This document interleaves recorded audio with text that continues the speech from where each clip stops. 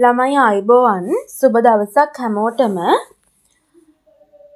අපි අද කතා කරන්න යන්නේ කෙටි කතා ගැන. කෙටි කතා කිව්වහම අපස උසස් පෙළ විභාගයට පෙනී ඉන්න දරුවන්ට කෙටි කතා 15ක් විෂය නිර්දේශයට අන්තර්ගත වෙනවා. ඒ කෙටි කතා 15න් විෂය නිර්දේශයට අනුව 4 වෙනි කෙටි කතාව තමයි නොනිමි සිත්තම කියලා කියන්නේ.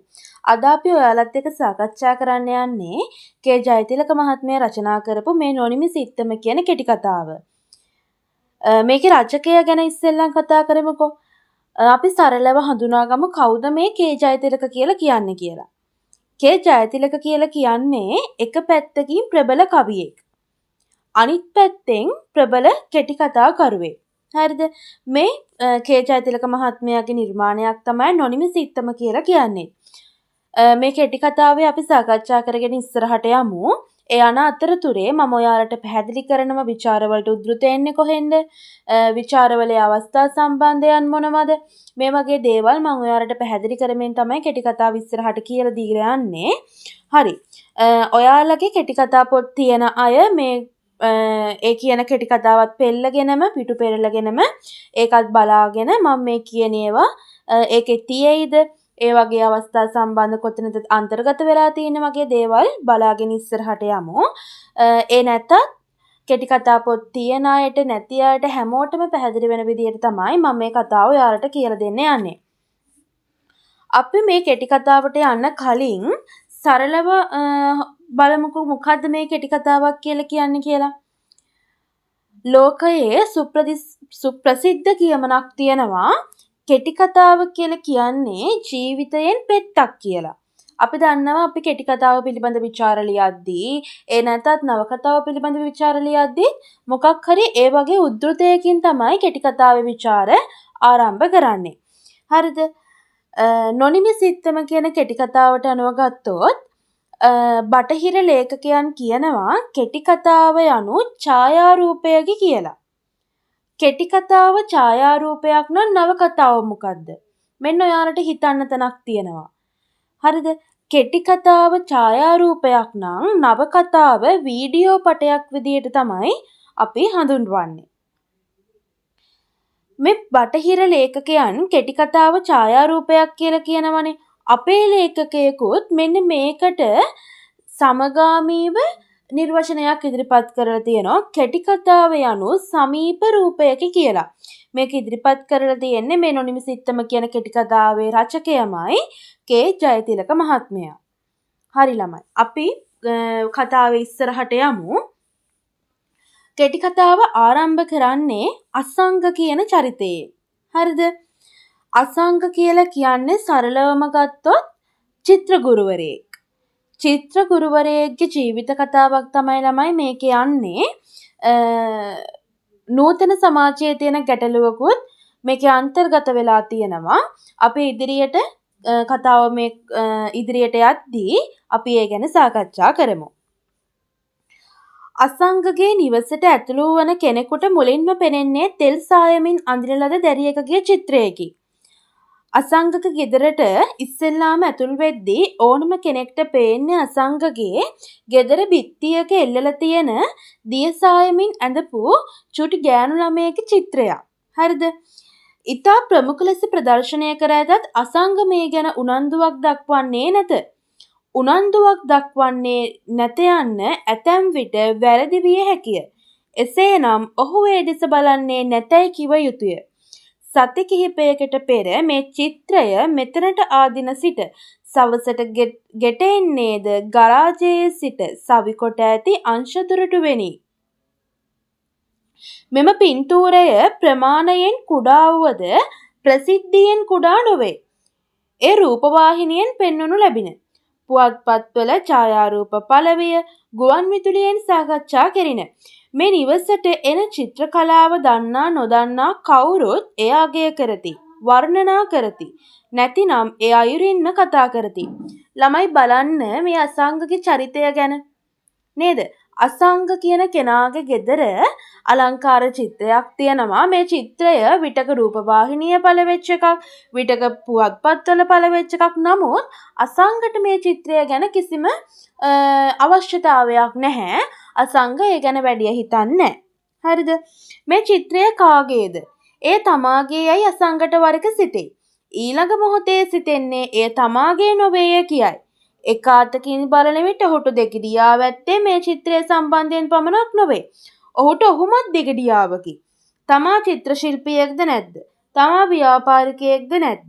තමා මාලිනීට ආදරය කරන්නේද? තමා තුළ ශිලා සම්බන්ධයෙන් ඇතිවී පවත්නා හැඟීම කෙබඳු එකක්ද?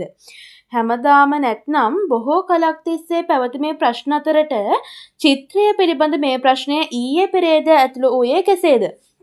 ළමයි මේ චිත්‍රය ගැන මෙයාට එක එක විවිධ අවස්ථාවල විවිධ ගැටලු එයාගේ ඇතුළේ පැන නගිනවා නේද?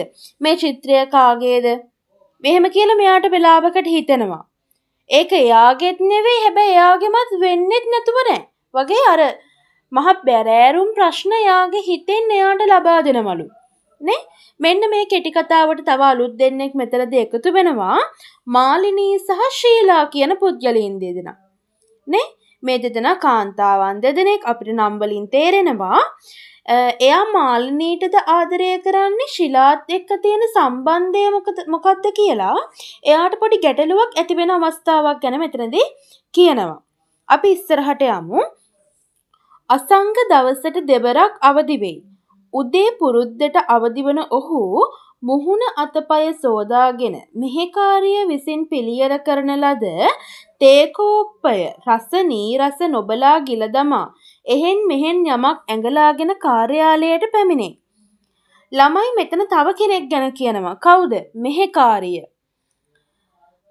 ඔයාලා නවකතාව ගැන ඉගෙන ගන්නව නේද උසස් පෙළ විභාගයට? නවකතාව ගැන ඉගෙන ගනිද්දී නවකතාවේ ඉන්න චරිත වැඩි චරිත ප්‍රමාණයක් තමයි ඉන්නේ නවකතාවක් තුළනේ. අපිට ආසන්නතම නවකතාව බැද්දේගමනේ. බැද්දේගම නවකතාව බලන්නකෝ. සිලිඳු, හින්නිහාමි මේ වගේ බබුන් ගොඩක් චරිත ගැන බැද්දේගම තුළ කතා කරනවා. හැබැයි කෙටි කතාවකට ආවේනික කෙටි කතාවක ලක්ෂණයක් තමයි කෙටි කතාවක් ඇතුලේ ඉන්න චරිත ටික දෙනයි. නේද? අපි දැන් මේ කෙටි කතාව ඇතුලේ ඉස්සෙල්ලාම කතා කරා අසංග ගැන. ඊට පස්සේ අපිට මාලිනී කියලා කෙනෙක් හම්බුණා. ඊට පස්සේ ශීලා කියලා කෙනෙක් හම්බුණා. අපිට තව ලැබෙනවා මෙහෙකාරිය කියලා කෙනෙක්. ළමයි අර මෙහෙකාරිය කියන වචනය ඇතුලේ අන්තර්ගත වෙලා තියෙන්නේ ජීවන දෘෂ්ටියක්. එයා මොකද්ද කරන රැකියාව? ඒ රැකියාව මත පදනම් වෙලා එයාට නමක් දීලා තියෙනවා මෙහෙකාරිය කියලා. දැක්කද? අන්න එයාගේ ජීවන දෘෂ්ටිය කෙටි කතාව ඇතුලේ පෙන්වලා දීලා තියෙනවා. හරි, අපි ඉස්සරහට යමු. ඒ එන විට ඔහුගේ කාර්යාලය විවෘත කොට අතුපතුගා අස්පස් කර ශීලා එකත් පස්ව වාඩි වී සිටී. ඔහු ඇතුළුවත් වහාම නැග සිටින ඈ good morning sir කියා සිනාමුසු මුහුණින් ඔහු පිළිගනී. ඒ දෙවන අවදිවීමය. හිත මෙන්ම ඇඟපතද පුබුදුවන නියම අවදිවීමය. ළමයි වර්තමානයේ තියෙන සමාජ ගැටලුවක් තමයි පෞල් පසුබිම් කඩා වැටෙන්න. එහෙම නැත්නම් අපි කියනවා මේ පෞල් පසුබිම් වල ගැටලු ඇති වෙන්න ප්‍රධාන හේතුවක් තමයි අනියම් සම්බන්ධතා කියලා කියන්නේ. නේද? එතකොට මේ කෙටි කතාව තුළ එක තැනක පෙන්නනවා අනියම් සම්බන්ධතාවයක ලක්ෂණයක්. නේ? මේකට කලින් අවස්ථාවේ මාලිනීට ආදරය කරන්නේද? ශීලා සම්බන්ධයෙන් තියෙන හැඟීම මොන වගේ එකක්ද? මේ වගේ ප්‍රශ්න ඇතුළනොත් අපිට ඒ වගේ පොඩි දෙගිඩියාවක් එනවා. ඒක තව තහවුරු වෙනවා දැන් මම මේ කියපු අවස්ථාවත් එක්ක. එයා උදේට නැගිට්ටාම පළමු වර අවදි වෙන්නේ උදෑසන අවදිවීම. සාමාන්‍ය ලෙස අපි උදෑසන අවදි වෙනවා වගේ යත් උදෑසන අවදිවීම තමයි යාගේ පළවෙනි අවදිවීම වෙන්නේ. එයා දෙවනි වරට අවදින්නේ එයා කාර්යාලයට ආවට පස්සේ. නේද? ශීලා කියනවා එයාට good morning sir. හිනාමුසු මුහුණින් තමයි මේක එයා කියලා එයාගේ සර්ව පිළිගන්නේ. එතකොට මෙන්න මේක අර කියන අසංකගේ දෙවනි අවදිවීම බවට පත් වෙනවා. නේ?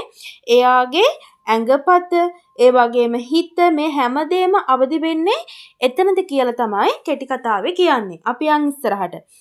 ඊයේ රෑ සර්ගේ නෝන රූපවාහිනියේ හිටියා. උදෑසන පුවත්පත් ටික මේසය මත තබමින් ශීලා කීවාය. අසංග ඇඟින් නැතත් සිතින් ගැස්සී ගියේය. මෙය ඔහුට ඇදහිය නොහැකි පුවතක් විය. මාලිනී තමා පිළිබඳ පුවතක් කවරකම ජනමාධ්‍යක ගියත් ඒ ගැන කතා කරන්නේ මහත් අභිරුචියකිනි.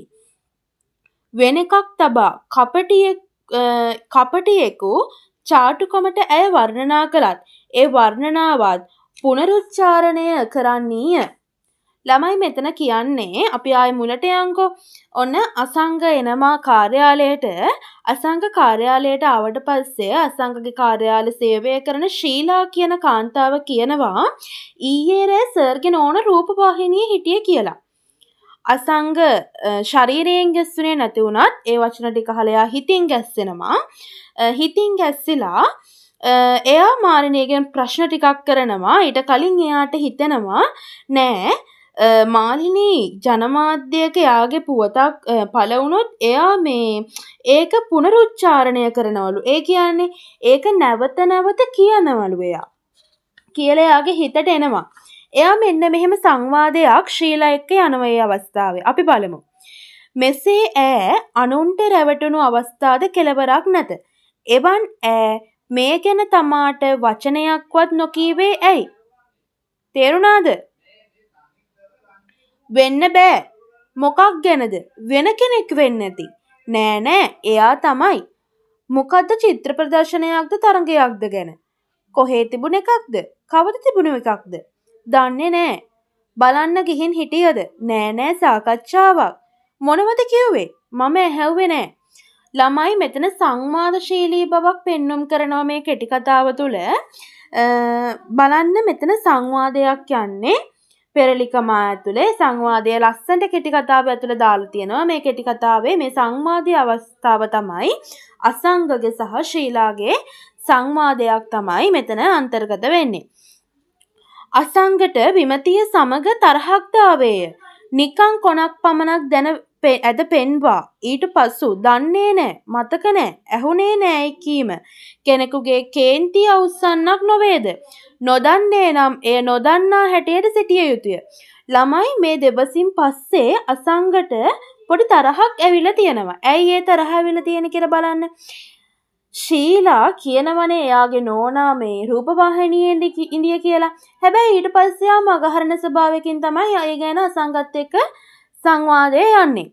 මේ පිළිබඳව අසංගට පොඩි තරහක් එනවා. මොකද කොනක් ඇදලා දීලා එයාගෙන් ඉතුරු ටික ප්‍රශ්න කරාදී එයා හරියට පිළිතුරු දෙන්නේ නැහැ ඒ ටිකට. අසංග පුවත්පත් ගොන්නෙක් එකක්ගෙන හෙමිහිට දිගහැරියේය. ඔහු කවදාවත්වත් පුවත්පතක ප්‍රධාන ප්‍රවෘත්තියෙහි මාතෘකාව මුලින් කියවන්නේ නැත. එය තමාට අදාළ නොවන අනවශ්‍ය ප්‍රවෘත්තියක් හැටියට ඔහුට සිතට කාවැදී ඇත. විශේෂ ප්‍රවෘත්තියක් හැටියට මිනිසුන් ඒ ගැන කතාබස් කරනු ඇසුනොත් පමණකි. නැවත ඔහු පුවත්පත ගෙන කියවන්නේ. ප්‍රධාන පුවත් පමණක් නොව මුල් පිටුවේ වූ අනිත් ප්‍රවෘත්තියද ඔහුගේ ඇස ගැටුනේ නැත. වෙනත් කල්පනාවකින් යුතුව පත්තරය දිගහල බැවිනි.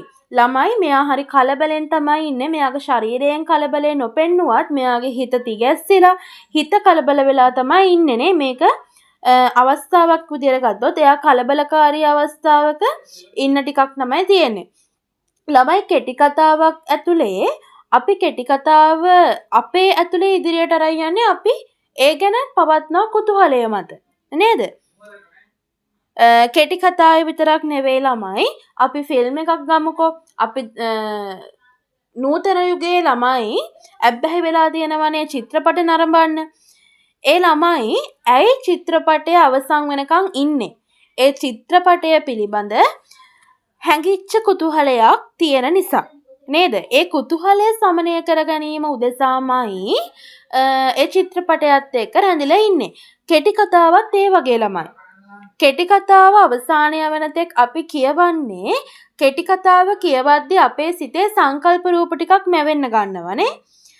ඊට පස්සේ කුතුහලයක් ඇති වෙනවා. මෙන්න මේ දෙක සමනය කරගන්න ඕන නිසා අපි කෙටි කතාව අවසානය වන තෙක් කියවනවා. මෙන්න අපේ හිතට කුතුහලයක් ගෙන දෙන තැනක් තමයි මේක. මොකද්ද මුල් පිටුවේ අනිත් ඒවා එයා ප්‍රවෘත්ති කියවන්නේ නැහැ මුල් පිටුවේ තියෙන ප්‍රවෘත්ති. හැබැයි එයා අනිත් ටික කරනවා නේ. අනිත් ටික කියවනවා ඒ ටික බලනවා. හැබැයි එයා ප්‍රධාන ප්‍රවෘත්තිය ගැන බලන්නේ ඒ ගැන කවුරු හරි සාකච්ඡා කරනවා කියලා දැනගත්තොත් පමණයි. අපි ඉස්සරහට යමු. යාන්ත්‍රිකව පුවත්පත දිගහල අසංගගේ අවධානය ඇතුළු පිටුවක වූ ඡායාරූපයකට ක්ෂණිකව යොමු විය. එය තම බිරිඳගේ උඩුකය දැක්වෙන ඡායාරූපයකි. එය අසලම චිත්‍රයක ඡායාරූපයක්ද විය. ඡායාරූපය තමාට හුරු පුරුදු එකක්සේ දැනුණද ඔහු ඒ ගැන සැලකිල්ලක් නොදක්වා ඊට පහළින් වූ ප්‍රවෘත්තිය හිස ඔබාගෙන කියවන්නට විය. ලයනල් වෙන්ච් අනුස්මරණ ශාලාවේ පැවති චිත්‍ර ප්‍රදර්ශනයකදී මාලිනීගේ චිත්‍රයට ප්‍රථම ත්‍යාගය හිමි වී ඇත. මේ පළ වී ඇත්තේ චිත්‍රයේ ඇගේ ඡායාරූප සහිත විස්තරයකි. ළමයි මෙයා කලබලෙන් හොයපු එක මෙන්න මෙයාට ඒ පත්තරය තුල හම්බුණා. එයාගේ බිරිඳගේ ෆොටෝ එකක්. බිරිඳගේ උඩුකය දැක්වෙන ඡායාරූපයක් සහ ඒ අසලම චිත්‍රයක ඡායාරූපයක් තිබ්බා. ඒ ඡායාරූපයට හුරු පුරුදු ඡායාරූපයක්. හැබැයි එයා ඒ ගැන බලන්නේ නැහැ. ඊට යට ලයනල් වෙන්ඩට් අනුස්මරණ ශාලාවේ පැවති චිත්‍ර ප්‍රදර්ශනයකදී මේ මාලිනීගේ චිත්‍රයට ප්‍රථම ත්‍යාගී හිමිවීම පිළිබඳව විස්තරයක් තියෙනවා. ඒ විස්තරය තමයි එයා කියවන්න ගන්නෙ. අපි යමු ඉස්සරහට. අසංග ඒ පුවත්පත නමා ඉවතින් තබා වෙනත් පුවත්පතක් ගති. එහි තේම ඡායාරූප දෙක පළ වී තිබුණි. එහි මාලිනීගේ ඡායාරූපය වෙනත් ඉරියව්වකින් ගන්නා ලද්දකි. එදා පළ වූ හැම පුවත්පතකම පාහේ මෙම ප්‍රවෘත්තියත් ඡායාරූපයත් ඇතුළත් විය. එක් පත්තරයක ප්‍රකට විචාරකයෙකුගේ නමක් විවේචනය කරද පළ විය. ඔහුගේ විචාර ගැන චිත්‍රඥයෙකු හැටියට අසංග තුල පැවතියේ ගෞරවයකි. ඔහු එම විවේචනය පරිස්සමට කියවන්නට විය. ළමයි එදා හැම පුවත්පතකම පළ වෙලා තිබ්බේ මාලිනීගේ ඡායාරූපයක් සහ අදාළ චිත්‍රය ගැන විස්තරයක්. මෙයා කැමැතිම කෙනෙක්ගේ විවේචනයක් තිබ්බලු එක පත්තරයක. ඒ විවේචනය මේ අසංග කියන පුද්ගලයා හරි පරිස්සමට කියවන්න ගත්තලු. අපි බලමු මොකක්ද මේ විවේචනය කියලා. මෙම සිත්තම නම් කර ඇත්තේ නොනිමි සිත්තම යනුවෙනි. ළමයි මොකද්ද මේ නොනිමි සිත්තම කියන වචනේ තේරුම? මේක කෙටි කතාවේ අන්තර්ගත වෙලා නැහැ. හැබැයි මම ඔයාලට කියලා දෙනවා නොනිමි සිත්තම කියන මේ වචනේ තේරුම මොකද්ද කියලා. ළමයි සිත්තම කියන වචනේ අර්ථය අපි දන්නව නේද? සිත්තම කියලා කියන්නේ චිත්‍රයක් කියන එක. නොනිමි කියන්නේ නිමා නොවූ කියන අදහස. එතකොට ළමයි නොනිමි සිත්තම කියන එකේ තේරුම තමයි නිමා නොවූ චිත්‍රය කියන අදහස. හරි අපි ඉස්සරහට යමු. බැලූ බැල්මට පෙනෙන්නේද මෙය නිමහම් නොකළ චිත්‍රයක් හැටියටය. එසේ සිතීම වැරදිය. මෙම චිත්‍රඥයා විසින් කෙරිය යුතු වැඩ කොටස සම්පූර්ණයෙන්ම නිම වී ඇත. එහෙයින් නොනිමි සිත්තම යන්නෙහි අර්ථය සෙවිය යුත්තේ අන්තර්ගතයෙහිය. චිත්‍රයක අර්ථය සෙවීම නිෂ්ඵල වෑයමක් වන නමුත් අර්ථවත් චිත්‍රයක ඒ අර්ථය ඉස්මතු කර දැක්වීම අනුචිතයයි නොකිව හැකිය. ළමයි චිත්‍රයක් බාහිරින් රස විඳිනවට වඩා චිත්‍රයක අභ්‍යන්තරයට ගිහිල්ලා අභ්‍යන්තරය තුළ තියෙන රසය තමයි අපි රස විඳින්න ඕන. ඒ මොකද චිත්‍රයක බාහිරින් පේන්නේ ඒක ඇස් දෙකෙන් දෘෂ්ටිය අපේ ඇස් දෙක ඒකට ගන්වන අවස්ථාවක් විදිහට තමයි චිත්‍රය ඇඳලා ඒක අලංකාර කරලා වර්ණමත් කරලා තියෙන්නේ. හැබැයි ඒ ඕනම චිත්‍රයක් ඇතුලේ අභ්‍යන්තරයට ගිහින් බැලුවම යම්කිසි අදහසක් නැද්ද? යම්කිසි අදහසක් තියෙනවා. මේ නොනිමි සිත්තම කියලා නම් කරපු මේ චිත්‍රය ඇතුලේ එහෙම සිද්ධියක් තමයි වෙන්නේ. මොකද නොනිමි සිත්තම කියන මේ චිත්‍රය හැඳින්නුවාට ඒ චිත්‍රය බාහිරින් බැලුවට පස්සේ ඒක මේ සම්පූර්ණ චිත්‍රයක්. ඒක පාට කරලා අංග සම්පූර්ණ චිත්‍රයක්. හැබැයි ළමයි මේ කෙනා කියනවා චිත්‍රයේ බාහිරින් නෙමේ චිත්‍රයේ අභ්‍යන්තරයට ගිහිල්ලා ඒකේ රසය විඳින්න වෙන්නේ කියලා. අපි ඉස්සරහට බලමු. මේ චිත්‍රයට වස්තු විශේෂ වී ඇත්තේ අහිංසක හොරතල් දැරියකි. අවසන් නොවී ඇත්තේ ඈය. ඇගේ ඉදිරි ජීවිතය, ඈ ඉදිරියට ඇති ලෝකය, සුන්දරත්වය, මෙහි ඇති තත්ත්වයන් විශේෂතාවයක් නම් චිත්‍රයේ ඇති සෙසු ලක්ෂණ මැඩගෙන හැඟීම් ඉස්මතු වීමයි. ළමයි බලන්න මේ චිත්‍රයේ අභ්‍යන්තරයට ගියාට පස්සේ ඒකට වස්තු විෂය වෙලා තියෙන්නේ. ඒ කියන්නේ ඒ චිත්‍රය අඳින්න හේතුව වෙලා තියෙන්නේ අහිංසක හුරතල් දැරියක්. නේ? ඒකේ අවසන් වෙලා නැත්තේ එයාගේ ජීවිතය. එයාගේ ඉස්සරහා ඇති ලෝකය. ඒ සුන්දරත්වය තමයිලු ඒ චිත්‍රයේ අවසන් වෙලා නැත්තේ. නේ? ඒ හැමදේමත් මැඩගෙන ඒ හැමදේමත් පහලට දාලා ඉස්මතු වෙලා තියෙන චිත්‍රයේ මොනවද? හැඟීම් කියන දේ. ළමයි හැඟීම් කියන දේ මිනිස්සු වුණාම හැම කෙනාටම තියෙනවා නේද? කලාකරුවෙක් ඒ හැඟීම් දකින විදිය වෙනස්. විද්‍යාඥයෙක් ඒ හැඟීම් දකින විදිය වෙනස්. සහ සාමාන්‍ය පුද්ගලයෙක් ඒ හැඟීම් දකින විදිය වෙනස්. මේ හැඟීම ගැන අපි කතා කරන්නේ කලාකරුවෙක්ගේ දෘෂ්ටි කෝණය මත පදනම් වෙලා. අපි ඉස්සරහට යමු. හැඟීම් අමූර්තය. එහෙයින් ඒවා ආකෘතියට නැගීම දුෂ්කරය. ළමයි හැඟීම් කියන දේ ආකෘතියකට නගන්න බෑ. ඒක අපේ ඇතුලෙන් එන දෙයක් නේ. යටිසිතෙන් එහෙම එන දෙයක්. අපේ ශරීරයෙන් එන දෙයක් තමයි හැඟීම් කියලා කියන්නේ. එතකොට ඒක ආකෘතියට අරගෙන ඒක චිත්‍රයට නගන්න අමාරුයි. මෙහි හැඟීම් සමුදායක සංකලනයක් නිරූපණය කිරීම වඩාත් දුෂ්කරය. එහෙත් මෙම චිත්‍ර ශිල්පියා වඩාත් නිවැරදිව කියතොත් ශිල්පිනිය ඉතා දක්ෂ අන්දමින් ඒ කර්තව්‍ය ඉටු කර ඇත. ළමයි හැඟීම් දනමනවා කියන එක හැඟීම් පෙන්නනවා කියන එක හරි අමාරු වැඩක්. හැබැයි මේ මාලිනී කියන චිත්‍ර ශිල්පිනිය ඒක අති සාර්ථකව කරලා තියෙනවා කියලා අපිට කියලා තියෙනව නේද? මූලික වශයෙන් මේ චිත්‍රයේ වට රේඛා නැත. තෙල්සායම් චිත්‍රයකේ සාමාන්‍ය ලක්ෂණයක් වුවත් මෙහි පෙන්눔 කරනුයේ චිත්‍රයට වස්තු විෂය වන දැරියට పూర్ව සැලැස්මක් අනාගත සැලැස්මක් නොමැති බවයි. වර්ණ සංයෝජනය තුලින් පසුබිමෙහි ඇති අඳුරු වර්ණයේ මැඩගෙන දුබල එහෙත් දීප්තිමත් එනම් ප්‍රබලතාවකට ඉඟියක් සපයන වර්ණයක් ඉස්මතු වීමට උත්සාහ කරයි. ඉන් ප්‍රතිමානව වනුයේ දැරිය අතීත දුක්ඛම් කඩලු මැඩගෙන දීප්තිමත් අනාගතයට මුහුණ පා සිටින බවයි.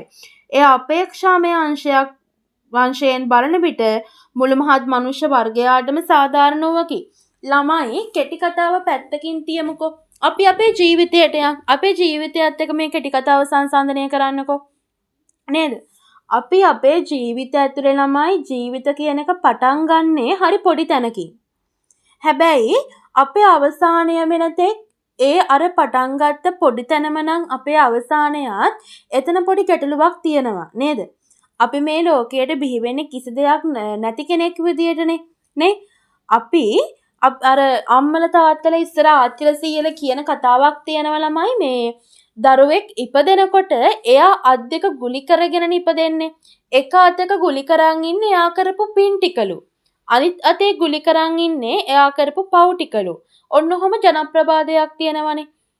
එතකොට එයා ඒකෙන් කියන්නේ අපිට ගන්න පුළුවන් අදහස මොකද්ද? එයා ඉපදිලා තියෙන්නේ එයා කරපු පව්පින් අනුව ඒවත් අරගෙන වෙන මුකුත් අරගෙන නෙමෙයි. එතකොට අපි ඉපදෙන්නේ සරල සාමාන්‍ය මිනිස්සෙක් විදියට. හැබැයි අපි යම් දවසක මේ ලෝකයෙන් සමුගන්න වෙනවනේ අපිට. ඒ දවසෙත් අර අපි ඉපදිච්ච දවසේ වගේම සරල සාමාන්‍ය මිනිස්සෙක් විදියට මිය ගියොත් ඒක අපි කරන අපේ ජීවිතයට කරන ලොකු වැරැද්දක් නේද? අපිට වටිනා ජීවිතයක් ලැබිලා තියෙන්නේ ජීවිතය වර්ණවත් කරන්න ඕන නිසා. ළමයි මම මේ කතාව කිව්වේ මේ කෙටි කතාව එක තැනක තියෙනවනේ වගේ එකක් නේද? එයා කියනවා මේකෙන් අර දෘශ්‍යමාන වන දැරිය අතීත දුක් කඩළු මැඩගෙන දීප්තිමත් අනාගතයට මුහුණ පා සිටිනවා කියලා. ඒක තමයි අපේ ජීවිතය ඇතුළත වෙන්න ඕන. අපි කොච්චර කම්කටොළු තියාගෙන ඉගෙන ගත්තත් කොච්චර දුෂ්කරතා මැද ඉගෙන ගත්තත් ඒ හැම දෙයකම ප්‍රතිඵලය යහපත් වෙන්න ඕන නේද? එතකොට මේ චිත්‍රය තුළ තියෙන අභ්‍යන්තරික මේ රසය ගත්තොත් මේකේ කියන්නේත් මොකද්ද? දැරිය ඉස්සර ගොඩක් කම්කටොළු වින්ද හැබැයි ඒවා පසෙකලා එයා දීප්තිමත් අනාගතයකට පා තබලා තියෙනවා. ඒක තමයි මේකෙන් කියන්නේ. අපි යමු ආයේ කෙටි කතාවට. මෙම චිත්‍ර ශිල්පිනිය ප්‍රකට පුවත්පත් කලාවේදිනියක වුවත් ඇය මේ විචාරකයාට මුලින්ම මුණ ගැසුනේ මෙම චිත්‍ර ප්‍රදර්ශනයේදීය. ඇගේ මුහුණ බලා චිත්‍රය දෙස නැවත බැලූ ඔහුට හැඟී ගිය කරුණක් වූයේ ඇගේම මුහුණෙහි කිසියම් ඡායා මාත්‍රයක් එහි නැද්ද යනුයි.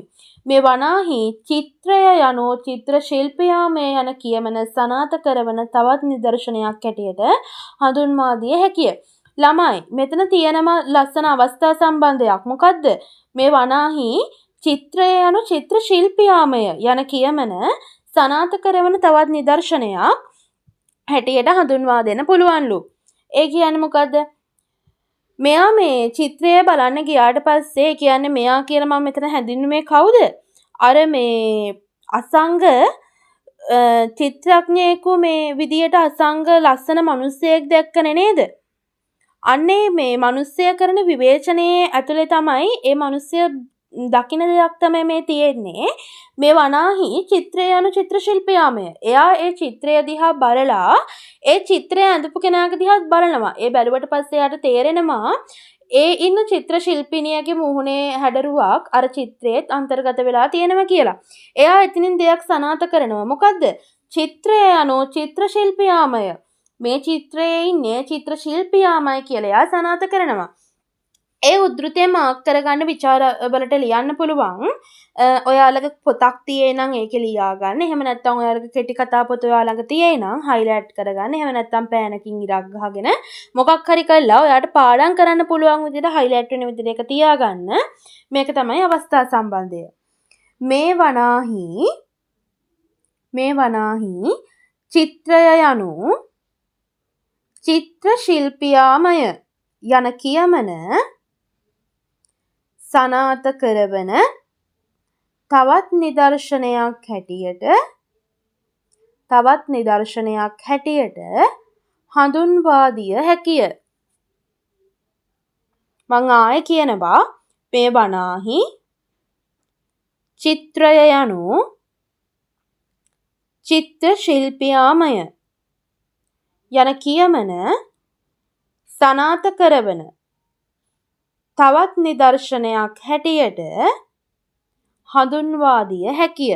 හරි මං හිතනවා ඔයාලා එක මාක් කරගන්න ඇති කියලා. අපි ඉස්සරහට යමු. විවේචනයේ කියවූ අසංග එම පත්‍රය නොනමා පැත්තක දැමීය. ඔහු නමා තැබුවේ මුල්ම පත්තරය පමණකි. ඉතිරි සියල්ලම පිළිවෙලක් නැතිව මේසේ උඩ ගොඩ ගැසී ඇත.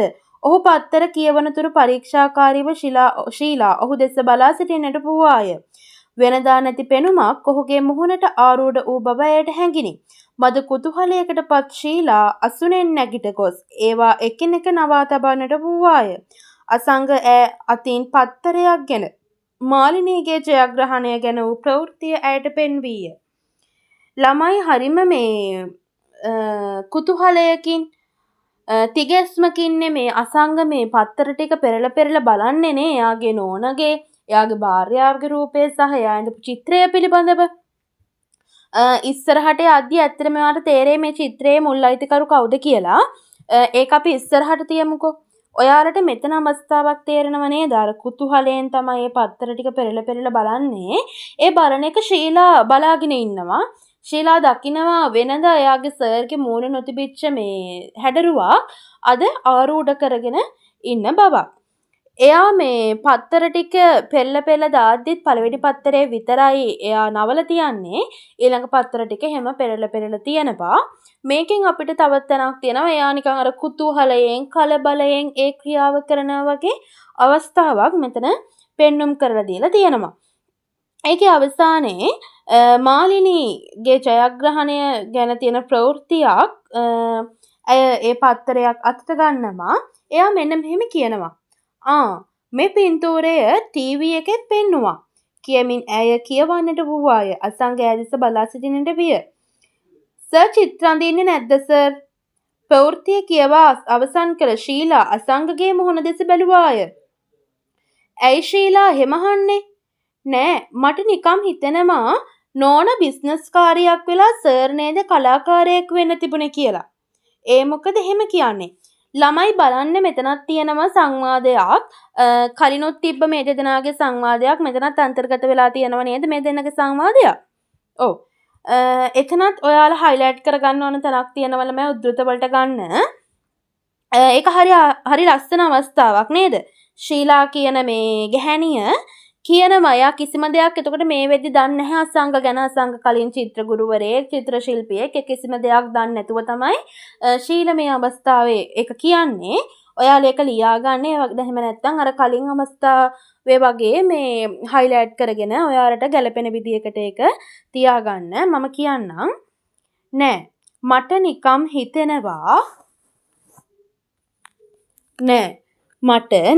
හිතෙනවා නෝන බිස්නස් කාරියක් වෙලා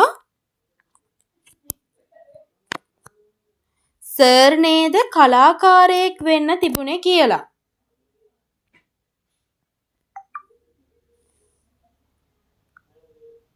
හරි නේද ළමයි? හරි මම හිතනවා ඔයාලා ඒකත් සඳහන් කරගන්න ඇති කියලා. අපි යමු ඉස්සරහට. හරි. සර් හරි කරුණාවන්තයි නෝනා. සර් හරි කරුණාවන්තයි. නෝනා හරි නපුරුයි නේද? මෙන්න මෙහෙම කියලා තියෙනව නේද? එතන බලන්න ළමයි අර සංවාදින කොටසක් තමයි එතනක් තියෙන්නේ. අර මේ ශීලා කියනවනේ මේ සර්නේ කලාකාරයෙක් වෙන්න තිබෙන ඕන බිස්නස් කාරියක් වෙලා කියලා. එතනදී එයා කියනවා සර් හරි කරුණාවන්තයි. එතකොට නෝනා හරි නපුරුයි නේද? අන්න කියනවා අසංගම කියනවා නෝනා හරි නපුරුයි නේද කියලා. එතකොට එතන ලස්සන අවස්ථා සම්බන්ධයක් ආයේ තියෙනවා සංවාදශීලී බස්වහරක් ඇතුලේ. සර් හරි කරුණාවන්තයි නෝනා. සර් හරිම කරුණාවන්තයලු. හැබැයි නෝනා කියලා ශිලා එක එතනින් නවත්තලා තියෙනවා. ඒක හැබැයි අසංග සම්පූර්ණ කරනවා මේ විදියට. නෝනා හරි නපුරුයි නේද? ශීලා බිය වූවාය. ඇත්ත වශයෙන්ම ඇගේ හිතේ තිබුණේද ඒ වචන ටිකමය. ශිලා කිව්වේ නැති වුණාට ළමයි ශිලාගේ හිතේ තිබිලා තින්නේ ඒ වචන ටිකම තමයි නේද? එයා ඒක මේ ටිකක් බයෙන් මගේ තමයි හිතන්නේ. එහි භයානකකම ඇයට වැටහිණි. වචනය නවත්වා ගැනීමට පුළුවන් වූ නමුත් ඒ වෙනුවට වෙන වචනයක් සොයා ගැනීමට ඇයට ශනිකව නොහැකි විය. නෑ බය හිතනවා ඈ කීවාය. ඒක තමයි නපුරුයි කියන්නේ. අසංග සිනාසුනි. ලැජ්ජාවටපත් වූ ශීලාට දෙය යුතු උත්තරයක් සොයාගත නොහැකි විය. ළමයි මේ දැන් මොකක් කරත් තමන්ගේ සර්ගේ භාර්යාවනේ නේද? ශීලා ඒක නිසා කියන්න යන එක නවත්ත ගත්තා. හැබැයි ඒක අසංග සම්පූර්ණ කරා. ඊට පස්සේ ආයෙ ශීලා කියනව නෑ බය හිතනවා කියලා. ඉතින් ඒක තමයි නපුරුයි කියන්නේ. අසංග හැම කියලා hina වුණා නේද? ලැජ්ජාවටපත් ශීලාට දිය යුතු උත්තරයක් නම් හොයාගන්න බැරි වෙලාවේ අසංගගේ චිත්‍රපන්තිය ජනප්‍රිය වන්නට වූයේ ප්‍රදර්ශන කිහිපයකදීම ඔහුගේ චිත්‍රවලට පිටටම තාගි හිමි වන්නට වූ විටය. මෙවිට ඔහුගේ චිත්‍ර ප්‍රිය කළ අය මෙන්ම ප්‍රිය නොකළ අයද ඔහුගෙන් ඉගෙනීමට පැමිණියහ. ළමයි මෙතන යන්නේ අර අතීත කතාවක් මේ ජාතක කතාවල වගේ අතීත කතාව සමෝදානය නෙවෙයි. එයාට අතීතය මතක් වෙනවා මෙතනදී. එයා ඇත්තටම චිත්‍ර ගුරුවරයෙක්, එයා ඇත්තටම චිත්‍ර ශිල්පියෙක් නේද? එතකොට මෙයාට ඒව මතක් වෙනවා ළමයි. අන්න ඒ මේ අතීත කතාව තමයි කියන්නේ. මොකද ශීලා කියන කෙනා දන්නෙත් නැහැ මෙයාගේ අතීතය. ඒ වගේම අපිටත් පොඩි කුතුහලයක් තිබ්බනේ මොකද්ද මේ කතාව කියලා. ඒ කුතුහලයත් එක්කනේ අපි කෙටි කතාවත් එක්ක රැඳිලා ඉන්නේ නේද? අන්න ඒ කුතුහලය සමනය වෙන අවස්ථාව තමයි මේක. අසංගගේ චිත්‍රපන්තිය ජනප්‍රිය මේ වෙන්නේ ප්‍රදර්ශන කිහිපයකදීම එයාගේ චිත්‍රවලට පිටම ත්‍යාග හිමිුණා නේද? මෙවිට ඔහුගේ චිත්‍ර ප්‍රිය කළ අය මෙන්ම ප්‍රිය නොකළ අයද ඔහුගෙන් ඉගෙනීමට පැමිණියා. වැඩිහිටියෝ තම දූ දරුවන් ඔහු කරා යවුව. ඔහු ගාස්තුව වශයෙන් අය කළේ ඉතා සුළු මුදලකි. ළමයි මෙයාගේ චිත්‍රවලට පිටම ත්‍යාගය හම්බුනාට පස්සේ මෙයා මොකද කළා තියෙන්නේ? චිත්‍රපන්තියක් ආරම්භ කරලා තියෙනවා. වර්තමානයේ වගේ ටියුෂන් එකක්. එයා ආරම්භ කරලා තියෙනවා. ඒකට වැඩිහිටියන්, ඒ වගේම දෙමව්පියන් එයාලගේ දරුවන් යොමු කරන්න පුරුදු වෙලා ඉඳලා තියෙනවා. ඔහු ගාස්තුව වශයෙන් පොඩි මුදලක් තමයි අය කරලා තියෙන්නේ නේද? Taman සතු දැනීම දක්ෂකම අනුන්ට ලබා දීම හැරෙන්නට ඉන් මුදලක් සැපීම ඔහු අපේක්ෂා කළේ නැත. එයාට තියෙන දැනීම, ඒ කියන්නේ එයාට තියෙන දැනුම, එයාගේ දක්ෂකම අනිත් අයටත් දීම තමයි එයාගේ සතුට වෙලා තියෙන්නේ. මුදලක් උපයන්න නෙමෙයි එයා අපේක්ෂා කරලා තියෙන්නේ. එය අවශ්‍යද නොවීය. ඔහු සතු ධනයක් නොතිබුණු නමුත් මව්පියන්ගෙන් ලැබුණු විශාල ගෙයක් පිටකෝට්ටේ පාර අද්දරම හුට තිබිණි. එයාට ධනයක් ඕනත් නැහැ. හැබැයි එයාට ධනයක් නැහැ. නමුත් එයාට දෙමව්පියන්ගෙන් හම්බ වෙච්ච ලොකු ගෙයක් තිබිලා තියෙනවා පිටකෝට්ටේ පාර අයිනේ. එය ඕලන්ද ආභාසය සහිත පැරණි ගෙයක් විය. ළමයි ඒ ගෙදර පරණයි. ඕලන්ද ලන්දේසීන්ගේ ආභාසය තියෙන පැරණි ගෙයක් තමයි එයාට හම්බ වෙලා තියෙන්නේ. මේ කඩා බිඳ දැමීමටද අදහස් නොකළ ඔහු එහිම පිටුපස කාමර දෙකක් එක්කොට එම චිත්‍රාගාරය පිළියෙල කරගත්තේය. ඔහු සිය චිත්‍රපන්තිය ආරම්භ කළේ මෙහිය. ළමයි ඒ ගෙදර කොච්චර පරණුණත් එයා ඒක කඩන්න, අයින් කරලා අලුත් එකක් හදන්න එහෙම කියලා දෙයක් එයාගේ තිබ්බේ නැහැ. ඒක නිසා එයා ඒ පරණ ගෙදරටම පිටිපස්සෙන් කාමර දෙකක් එක් කරලා එයාගේ චිත්‍රාගාරය පිළියෙල කරගෙන තියෙනවා. ඒකේ තමයි එයාගේ චිත්‍රපන්ති ආරම්භ කරලා තියෙන්නේ. අපි යමු ඉස්සරහට. චිත්‍රපන්තියට අලුතෙන්ම දැරිය දෙස අසංග බැලුවේ ආදරබර හැඟීමකින් යුතුවය. ළමයි මෙන්න මෙතන තමයි කතාවේ උච්චතම අවස්ථාව පටන් ගන්නෙ නේද? ඔන්න චිත්‍රපන්තියට ළමයි එනවා. මෙයා ජනප්‍රිය සර් කෙනෙක්. මෙයා ජනප්‍රිය චිත්‍ර ගුරුවරයෙක්. එයාගේ චිත්‍රපන්තියට එනවා අලුත් දැරියක්. කවුද ඒ දැරිය? මාලිනී. ළමයි අපි දන්නවා මාලිනී මේ වෙද්දී ආව විවාහ කරගෙන ඉන්නේ කියලා. හැබැයි ඒකේ අතීත කතාව තමයි අපි දැන් මේ කතා කරන්නේ. කොහොමද ඒ දෙන්නම හම්බුනේ? ඒ ටික තමයි මේ අපි සාකච්ඡා කරන්නේ නේද? එතකොට චිත්‍රපන්තියට ආපු අලුත් දැරිය තමයි මේ කියන මාලිනී. ළමයි මෙතන මේ ගුරුවරයෙකුගේ භූමිකාව තුළ තියෙන වැරදි තැනකුත් පොඩ්ඩක් අපිට පෙන්වලා දීලා තියෙනවා. අපි ඒක ගැනත් කතා කරමු. මොකද සමාජයේ මේ වෙද්දි බොහෝ ටියුෂන් පන්තිවල සමහර ගුරුවරු එහෙම නැහැ. ගුරුවරු කියන ගුරුවරු එහෙම නැහැ. නමුත් ගුරුවරු ඇතුළේ ඉන්න සමහර ගුරුවරු මෙන්න මේ වගේ ළමයි ගුරුවරයෙක් ගාවට දරුවෙක් ඉගෙන ගන්න ගියාට පස්සේ ගුරුවරයා බලන්න ඕන දරුවෙක් විදියට නේ. හැබැයි මෙතන බලන්න අසංගගේ චරිතයෙන් ඒක හොඳින් පෙන්වුම් කරලා දීලා තියෙනවා. මේ ඒ ගුරුවරයා ශිෂ්‍යයා දිහා බලලා තියෙන්නේ ආදරබර හැඟීමකින් කියලා තමයි කෙටි කතාවේ සඳහන් වෙන්නේ. එතකොට ගුරුවරයෙක් කියන භූමිකාව තුල ඒ භූමිකාව සාර්ථක කරගන්න, ඒ භූමිකාවේ තියෙන පෞරුෂත්වය රැකගන්න ගුරුවරයා විදිහට සිටිය යුතුයි නේද? ගුරුවරයා තමන්ගේ ළඟට එන ශිෂ්‍යයන්ගේ දිහා අනවශ්‍ය විදිහට බලනවා නම්, ගුරුවරයා තමන්ට එන ශිෂ්‍යයන් දිහා අනවශ්‍ය විදිහට ශිෂ්‍යයන් ඉදිරියේ හැසිරෙනම නම් ඒක ටිකක් ආකල්පමය වශයෙන්ොත් එහෙම නැත්නම් වෙනත් විදියකුනොත් ටිකක් අසංවර විදිහට තමයි කියන්නේ. ළමයි මේකෙන් අදහස් වෙන්නේ නැහැ මේ අර මොනවද සමහර ගුරුවරු ඉන්නවනේ මේ යාළුව විදියට එහෙම ශිල්පය දෙන ඒ ගුරුවරු කරන්නේ ළමයි ඒ අදාළ ශිල්පය ළමයින්ට හරියට කාවද්දන විදියක් විදියට ඒක යොදා ගැනීම. හැබැයි සමහර ගුරුවරු අනිත් පැත්තටත් මේක හරව ගන්නවා. ඉතින් සමාජයේ දෙයක් මේක. ඔයාලා ඒක දැනුවත් වෙන්න ඕන. සහ තව එකක් තියෙනවා මේ සමහර ගුරුවරු හැම ගුරුවරයාම මෙහෙම නැහැ. මේ කෙටි කතාවේ මේක තිබ්බ නිසා තමයි මට ඔයාලට මේක කියන්න හිතුනේ. සමහර ගුරුවරු ලිංගික අල්ලස් ගන්න පැරැන්තියකුත් අද සමාජයේ වෙද්දී නිර්මාණය වෙලා තියෙනවා. මේක පිරිමි ළමයින්ට නම් ගොඩක් අදාළ වෙන්නේ නැහැ. නමුත් පිරිමි ළමයින්ටත් අදාළයි. ගෑන් ළමයින්ට තමයි මේක වැඩිපුර අදාළ. ඔයාලා මේක නත් දැනුවත් වෙන්න. ගුරුවරු සමහර අය ඉන්නවා පෞද්ගලිකව මම දන්න ගුරුවරුත් ඉන්නවා ලිංගික අල්ලස් ගන්න ගුරුවරු. එතකොට ඒ වගේ වෙන්න එපා. ඔයාලත් දැනුවත් වෙන්න. ඒ වගේ ගුරුවරු ඉදිරියේ ඔයාලා ඉන්න ඕන කොහොමද? ඔයාලගේ ශිල්පය ගන්න ඕනේ කොහොමද කියලා දැනුවත් වෙන්න කියලා මම ඔයාලට ආදරෙන් මතක් කරනවා. හරි, අපි යමු කතාවට. ඉල්ලුම් පත්‍රයේ සඳහන් වූයේ ඇගේ වයස අවුරුදු 18ක් කියාය. මුලදී අසංග අය අවුරුදු 15කට වැඩි නොවෙතැයි සිතීය. ඉල්ලුම් පත්‍රය බලා 18 සිත තබාගෙන යලි මුහුණ බැලීමෙන් පවා එය අවුරුද්දකට වඩා වැඩි ප්‍රමාණයකින් දීර්ඝ කරන හැකි විය. බලන්න ළමයි මේ ගුරුවරයාට අවුරුදු 25ක් වෙනවා. නේද? එතෙන්ට ඉගෙන ගන්න ආපු ශිෂ්‍යයාට අවුරුදු 18යි. අවුරුදු 7ක විතර ગેප් එකක් මේ දෙන්නගේ අතර තියෙනවා නේද? අපි මේ අපේ වචනෙන් කිව්වනම් මොකද්ද? අපි කියන්නේ නාකි විසේ කියලා මේකට නේ. හරි. ඒ කොහොම වුණත් ඔන්න මේ අවුරුදු 18යි ශිෂ්‍යයාට අවුරුදු 25යි ගුරුවරයාට. ඇගේ ලාබාල පෙනුමට ශරීර ප්‍රමාණයටත් වැඩියෙන් හේතු වී තිබුණේ මුහුණේ සටහන් වූ අහිංසක නිර්වාචකම විය යුතුය. ළමයා නිර්ව්‍යාජකම කියන්නේ මොකද්ද? නිර්ව්‍යාජකම කියන්නේ බොරුවක් නැහැ ඇත්ත කියනවා කියලා. එතකොට මෙයාගේ මේ මුහුණ දැක්කට පස්සේ නිකන් එයාට අඩු වයසක් තියෙන්නේ කියලා වගේ එකක් මේ පෙන්නුම් කරනවලු නේද?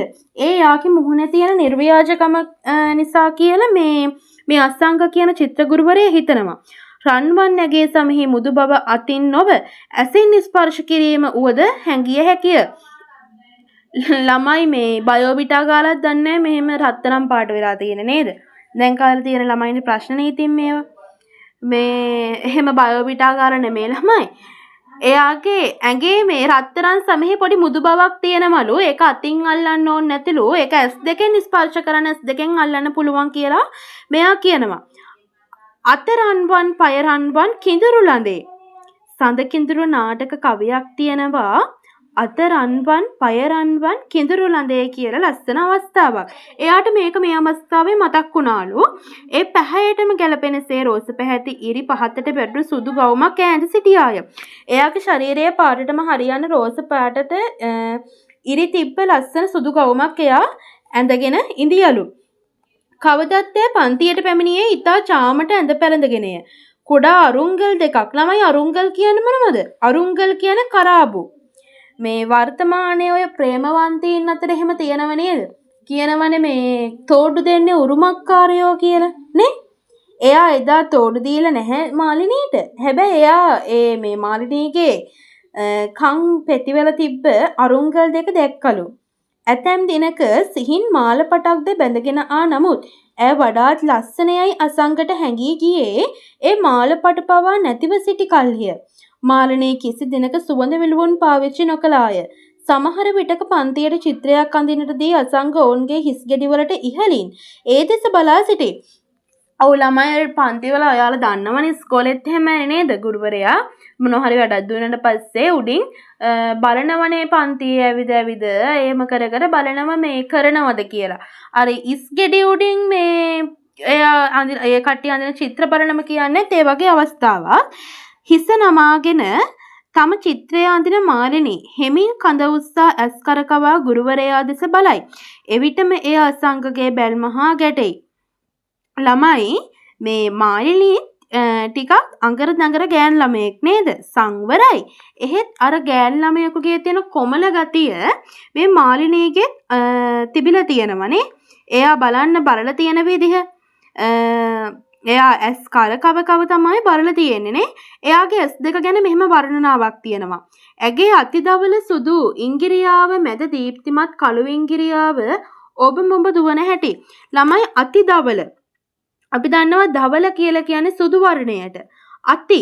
අති කියන්නේ අර්ථය වැඩි කිරීමට අදාළ උපසර්ගයක්.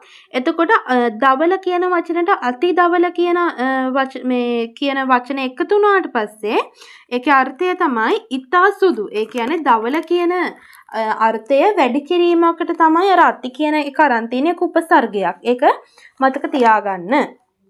ඊට පස්සේ යාගේ S2 තමයි වර්ණනා කරන්නේ. යාගේ S2 සුදු ඉංගිරියාව දීප්තිමත්ම ඉතා සුදු ඉඩු ඒ දෙක මැද දීප්තිමත් කළු ඉංගිරියාව ඔබම ඔබ දුවන හැටි තමයි කියලා තියෙන්නේ.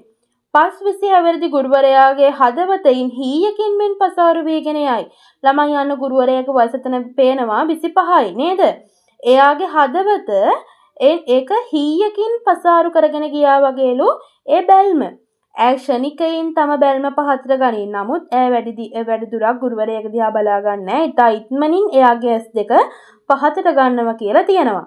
ඒ බැල්ම, ඒ සිනිඳු තොල්, ඒ සිහින් නැහැය පතා අසංග යලිත් වරින් වර දෙස බලන්න ළමයි ගුරුවරයෙක් නේද? කමන්නේ කෙටි කතාවක්නේ. අපි එහෙම හිතාගෙන ඉස්සරහට යමු. බැල්ම නේ කාගේද මේ බැල්ම? මාලිනීගේ බැල්ම, මාලිනීගේ සිලිඳු තොල්, සිහින් නහය මේ සියලු දේවල් ආයෙත් පතමින් අසංග වරින් වර යාගේ දෙස බලනමලු. මාලිනී පැමිණියේ දුප්පත් පවුලකිනි. දක්නා යමක් ඒ හැටියෙන්ම ඇඳීමේ කිසියම් දක්ෂතාවයක් ඇයට මුල සිටම තිබින. ළමයි මාලිනී කියන්නේ දුප්පත් පවුලකින් ආපු කෙනෙක්. අර චිත්‍රයේ මේ අර විවේචනයක් කරලා තිබේ තනදිත් තියෙනව නේද? එක අවස්ථාවක් මම අර ජීවිතයට ගන්න යමක් කියලා කිව්වේ. මොකද්ද? එයා දුප්පත් පවුලකින් ආව හැබැයි එයාගේ අවසානය අලංකාර කරගෙන තියෙනවා. මේ මාරණීයගේ අවස්ථාවක් නේද? මාරණී පැමිණියේ දුප්පත් පවුලකිනි. එයා ඇවිල්ලා තියෙන දුප්පත් පවුලකින් එයාට හැබැයි විශේෂ දක්ෂතාවයක් තිබිලා තියෙනවා. එයා දකින දෙයක් ඒ විදිහටම අඳින්න පුළුවන් හැකියාවක් එයාට තිබිලා තියෙනවා. එය වර්ධනය කරලීමට ආශා කළ දෙමව්පියෝ කුඩා කල සිටම ඈ චිත්‍ර ගුරුවරයෙකු වෙත යැවූහ. ළමයි අපි දන්නවා අපේ අසීමිත දක්ෂතාවයක් තියෙනවා නම් අපේ දෙමව්පියන් කැප වෙනවා ඒක තවත් වර්ධනය කරලා දෙන්න. මේ මාරණීයගේ අම්මයි තාත්තයිත් එහෙමයි. එයාගේ චිත්‍ර හැකියාව කුඩා කලින් ඉඳන්ම දැකපු නිසා දෙමව්පියන් එයා චිත්‍ර ගුරුවරයෙක්ට යොමු කරලා තියෙනවා. ඔහු ස්වභාවික චිත්‍ර ඇඳීම් මහලු වාණිජ සිත්තරයෙක් විය. ළමයි එයා ස්වභාවික චිත්‍ර තමයි අඳින්නේ. එයා ස්වභාවික චිත්‍ර අඳින සිත්තරෙක් කියලා තියෙනවා. අපේ රටේ චිත්‍රකාරයෝ කියන්නේ බූරුවෙක් ඇඳන මිනිහෙක් කියලා නාමකරණය උන්ට. එතකොට තමයි නොයෙක් ගැඹුරු අර්ථ ඉදිරිපත් කරන්නේ. මිනිහා හැටියට ඇඳට කවුරුත් එක ගණන් ගන්නේ නැහැ. අබුද්දස්ස කාලේ හැටි. සාර්ලිස් මාස්ටර්ලා මේවට මිනි වලේ ඉඳන් hina වෙනවා ඇති. තවත් જાතියක් ඉන්නවා බල්ලක වලිගේ සායම් ගාලයකට කැන්වස් එක අල්ලනවා. එතකොට අපූර්ව චිත්‍ර අඳිනවා.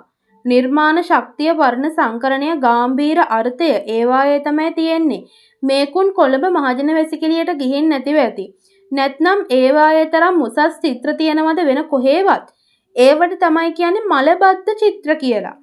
ළමයි මේ ඉස්සර පොදු වැසිකිළි අසල පොදු වැසිකිළි තුල ඉස්සර ඒවයි. දැන් නම් තියෙන විකාරණනේ 18 ඇඳලා ඒවයි ඊතල ඇඳලා ඔයවනේ දැන් තියෙන්නේ. හැබැයි ඉස්සර පොදු වැසිකිළි වල චිත්‍ර තිබ්බා. නේ ඒවා හඳුන්වලා තියෙනම කොහොමද? මලබද්ද චිත්‍ර කියලා. මේ ළමයි වර්තමානයේ චිත්‍රවලට වඩා අතීතයේ චිත්‍ර හරි ප්‍රබලයි. මොනාලිසා චිත්‍රය ගැන හැමෝම දන්නව නේද? මොනාලිසා චිත්‍රය ගැන ලස්සන විවරණයකුත් තියෙනවා. මේ ද ඩාවින්චි කෝඩ් කියලා ඉංග්‍රීසි නවකතාවක් තියෙනවා. ඒක සිංහලයටත් පරිවර්තනය වෙලා තියෙනවා ඩාවින්චි කේතය කියලා. ළමයි ඒ පොතේත් මේ මොනාලිසාගේ චිත්‍රය ගැන තියෙනවා. මොනාලිසාගේ චිත්‍රය දෙකට කපලා අරගෙන ඒක අනිත් පැත්ත ගහලා තිබ්බත් ඒ මොනාලිසා චිත්‍රය හරියට නිර්මාණය වෙනවා. බලන්න මේ අපි දැන් මේ දේවල් හොයාගන්නේ අලුත් තාක්ෂණයෙන්නේ. හැබැයි ඉස්සර චිත්‍ර ශිල්පියොත් ඒක හරි අපූර්වට මේ හොයාගෙන තියෙනවා. ඉස්සර ලොකුවට තාක්ෂණයක් තිබ්බේ නැහැ වර්තමානයේ වගේ. හැබැයි ඒ චිත්‍ර ශිල්පියොත් ඒ තාක්ෂණය ගැන ටිකක් හිතලා තියෙනවා නේද? මොනාලිසා චිත්‍රයෙන් අපිට ඒක පැහැදිලි වෙනවා. ඉතින් ඒ වගේ ප්‍රබල චිත්‍ර අද වර්තමානයේ නැහැ. ඒකයි අර ඒක පොඩි උපහාසයකට ලක් කරලා තියෙන්නේ. කොහොමද? සාර්ලිස් මාස්ටර්ලා මේවට මිනි වලේ ඉඳන් hina වෙනවා ඇති. සාර්ලිස් මාස්ටර්ලා කියන ළමයි හරි ප්‍රබල කලාකරුවෝ. හරි ප්‍රබල චිත්‍රඥයෝ. ප්‍රබල සිත්තරුවෝ. ඉතින් ඒ කට්ටිය මිනි වලේ ඉඳන් අපේ මේ වර්තමාන චිත්‍රවලට hina වෙනවා ඇති කියලා හරි උපහාසාත්මක අවස්ථාවක් මෙතන පෙන්වලා දීලා තියෙනවා. අපි යමු ඉස්සරහට. ඔහුට සිය ප්‍රවෘත්තියෙන් සෑහෙන තරම් මුදලක් ලැබිනි. එසේ වුවත් ඔහුගේ චිත්‍ර විදග්ධ විචාරකයන්ගේ අවධානයට කවදාවත් ලක් නොවිය. ළමයි මේ එයාගේ චිත්‍රය කියන්නේ ඔය මේ දැන් මෙයා ඉස්සර පන්තියේ ගිහින් තියෙනවනේ මේ මහලුවාංශ සිත්තරුවෙක් පන්ති. එතකොට එයාගේ චිත්‍ර වලට ගොඩක් මේ සෑහෙන තරම් මුදලක් හම්බ වෙලා තියෙනවා. හැබැයි එයාගේ චිත්‍ර විදග්ධ විචාරකයන් විදග්ධ කියලා කියන උගත් විචාරකයන්ගේ අවධානයට නම් කවදාවත් ලක් වෙලා නැහැලු. මේ නිසා කොතරම් මුදල් ලැබුණත් Tamanට ලැබෙන කීර්ති ප්‍රශංසා ගැන තෘප්තිමත් නොවූ ඔහු නිතරම මෙවසිලි කීය. රොස්පරොස් බවට යට වූ කනස්සල්ලක් ඒ වචනවල තිබුණි. ළමයි එයාට කොච්චර මුදල් එයාගේ චිත්‍රවලට හම්බුණත් එයාගේ කීර්තිය ප්‍රශංසාව ගැන පොඩි ගැටලුවක් තෘප්තියක් නැතුව තිබිලා තියෙනව නේද? මේ රොස්පරොස් බවට යට වූ කනස්සල්ලක් ඒ වචනවල තිබ්බ කියලා අන්තර්ගත වෙලා තියෙනවා. දීර්ඝ කාලයක් මුළුල්ලේ මාලනී ඔහුගෙන් චිත්‍ර උගත් නමුත් බරලෙකු හැටියට ඇඳීම විනා ඉන්න ඔබට යාමට නොහැකි විය. ඈ තරඟ කිහිපයකටම චිත්‍ර ඉදිරිපත් කරත් නමුත් ඒ එකකටවත් කිසිදු සැලකිල්ලක් නොදැක්වින. ඈ ගුණේරිස් මාස්ටර් අතහැර අසංගගේ පන්තියට බැඳෙන්නට ආයේ මේ නිසාය. ඒ වන විට උසස් චිත්‍ර ශිල්පියෙකු හැටියට ඔහු සෑහෙන කීර්තියක් දිනා සිටියේය. ළමයි ගුණේරිස් මාස්ටර් කියලා කියන්නේ චිත්‍රයේ විදියට අඳින කෙනෙක්. එතනින් එහාට ගිහිල්ලා හිතන්න එයාගේ ශිෂ්‍යයන්ට බැරි වෙලා තියෙනවා කියලා මෙතන කියලා තියෙනවා නේද? මාලිනී ඒකනේ ගුණේරිස් මාස්ටර්ගේ චිත්‍රපන්ති අතෑරලා අසංගක චිත්‍රපන්තියට එකතු වෙන්නේ. එයා එතකොට මේ උසස් චිත්‍ර ශිල්පියෙක් විදියට ඒ පුරවරයේ කීර්තියක් දිනාගෙන ඉඳපු චිත්‍ර ගුරුවරයෙක්. අන්න එහෙම තමයි මාලිනී අසංගගේ චිත්‍රපන්තියට එකතු වෙන්නේ. මාලිනී ලාමක දැරියක නමුත් මේ වන විට අවුරුදු ගණනාවක් පුරුදු පුහුණු කළ ස්වභාවික චිත්‍ර සම්ප්‍රදාය ඇතුළ ඇටවුම් බැසී තිබෙන. ළමයි මේ එයා ලාමක දැරියක් හැබැයි ඒ වුණාට එයාගේ අවුරුදු ගණනක් එයා පුරුදු පුහුණු කරපු ස්වභාවික චිත්‍ර සම්ප්‍රදාය ඇටුවම් බැස තිබෙන. ඒ කියන්නේ ඇට මස් මිදුළු ඒ කියන්නේ යාට ඒ තරමට මේ චිත්‍ර ශිල්පය පිහිටලා තියෙනවා කියලා කියනවා. ඇගේ චිත්‍ර අසංගගේ සිත් නොගත් නමුත් ඒවා විවේචනය කිරීමටත් ඔහු මෙලිවිය. අසංගගේ චිත්‍ර එතනින් එහාට ගියපු ප්‍රබල චිත්‍ර. හැබැයි අර මාලිනීට පෙම් කරපු අසංග කියන ගුරුවරයාගේ චරිතය තුළ මාලිනීගේ චිත්‍ර කොච්චර හරි ගියේ නැති වුණත් ඒවා කොච්චර මේ අවුල් චිත්‍ර බවට පත් වුණත් අසංග ඉදිරිපත් වුණේ නැහැ ඒව චිත්‍ර අවුල් චිත්‍ර බවට පත් කරන්නේ ඒ වගේ විවේචනය කරන්න එයා කැමති වුණේ නැහැ. ඒවායේ ඇතැම් ලක්ෂණ වර්ණනා කිරීම නිසා කිසියම් විමතියක්ද පන්තිය හරහා දිව ගියේය. අර තිබ්බ ඒ චිත්‍ර කොච්චර විවේචනය කරන්න ඕනුනත් අසංග කියන ගුරුවරයා මාලිනීගේ චිත්‍ර ප්‍රශංසාවට ලක් කරා. මෙන්න මේ ලක්ෂණ නිසා මේ පන්තිය හරහා විමතියක් දිව ගිහින් තියෙනවා. ළමයි ඉතින් මේ පන්තියට අවසානයේ මේ දෙමාපියන් ළමයි එවන නැති තත්ත්වයකට පත් වෙනවා. මොකද දන්නවද? ගුරුවරේ පන්තියට එන ශිෂ්‍යයෙක් සමග ප්‍රේම සම්බන්ධතාවයක් පටන් ගන්න කටයුතු කරද්දී අනිත් දරුවන්ගේ දෙමාපියන් මැලි වෙනමනේ එයාලගේ දරුවන් ඒ පන්තිවලට එවන්න. මේ අසංගටත් වෙන්නේ ඒ ටිකමයි. අපි යන් ඉස්සරහට. මේ සුන්දරත්වයෙන් මේ දැරියගේ චිත්‍ර කලාව ගත හැකි ප්‍රයෝජනයක් නැද්ද? මොනාලිසා තරම් චිත්‍ර කලාවට සේවයක් කළ තවත් කාන්තාවක් වේද? මාලිනීට සිංහල මොනාලිසාවක නොවිය හැකිය. බලන්න ළමයි ඒ ගුරුවරයා කොච්චර අන්ධ වුණාද කියනම නම් එයා හිතනම මේ මාලිනීට පෙරද සිංහල මොනාලිසාවක් වෙන්න.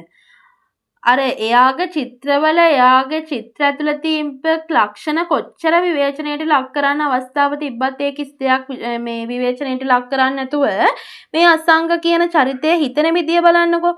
මාලිනීට සිංහල මොනාලිසාවක වෙන්න බැරිද කියලා එයා හිතනවා.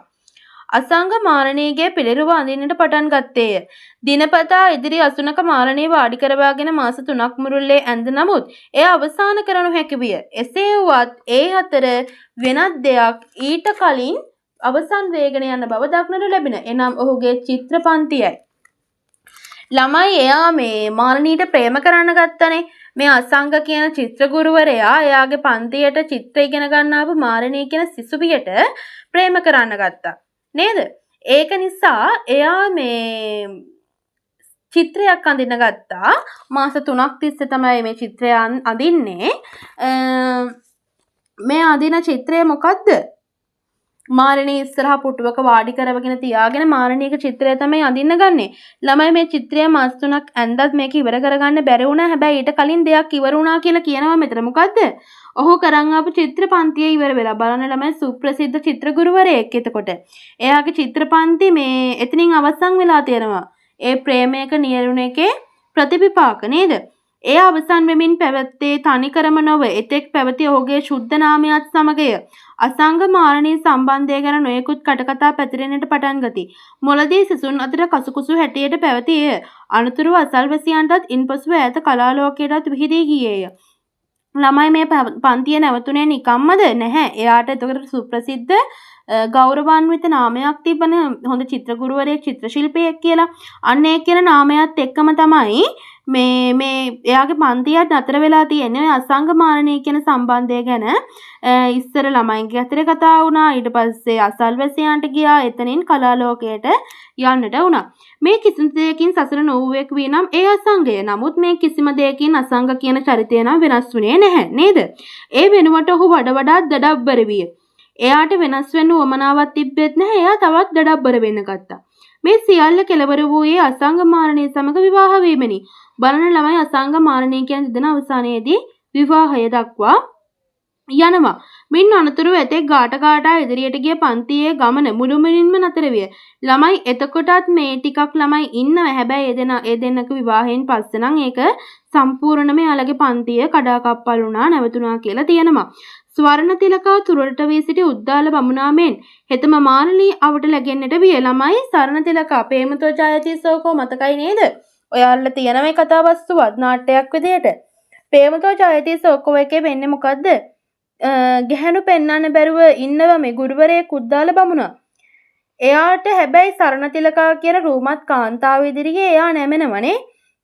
අන්න ඒ වගේලු මේ කියන අසංග මාරණේ කතාවත්. ඔහු මදිමෙන්සිට චිත්‍රාගාරයේ මුල්ලක තැන්පත් විය. ළමයි එයා මේ මාරණේක චිත්‍රය අඳින ගමන් ඉඳියේ නේද? ඒකත් ඇඳලා අවසන් කරන්න ඕනේ නෑ. ඉතින් දැන් වැඩක් නෑ නේ. චිත්‍රය ඇඳලා එයාක් ගාවනේ මාළේ ඉන්නේ නේ. එයාත් එහෙම හිතන්නේ නැති. ඉතින් ඔන්නෝමත් කියනවා චිත්‍රය චිත්‍රාගාරයේ මුල්ලක තැන්පත් වෙලා කියලා. හැම කලාකරුවෙකු තුළම තම වෘත්තියට ඇති බලවත් ලැබිකම තුල සැඟවී පවත්මා සියුම් කලකිරීම සංග තුලද පැවතින මෙය උග්‍ර අවස්ථාවකට ගෙන ගිය සිදුවීමක් ද විය. ළමයි වෘත්තියට මේ ගොඩක්ම ලැබි අයගේ හිත ඇතුලේ සියුම් පොඩි කලකිරීමක්ද තියෙනවා. ඒක අසංගගේ හිතේ ඇති වෙලා තියෙනවා. ඒක උග්‍ර අවස්ථාවකට ගිය අවස්ථාවක් තියෙනවලු. අපි බලමු මොකක්ද ඒ අවස්ථාව කියලා. අසංගට ගෙයක් දොරක් තිබුණ නමුත් ආදායම් මාර්ගයක් නොවින. ඔව් ඉතින් එයා චිත්‍ර ගුරුවරයෙක් නේ ළමයි. එයාගේ චිත්‍රපන්තිත් නැවතුණානේ. එතකොට එයාට ආදායම් මාර්ගයක් නැති වුණා.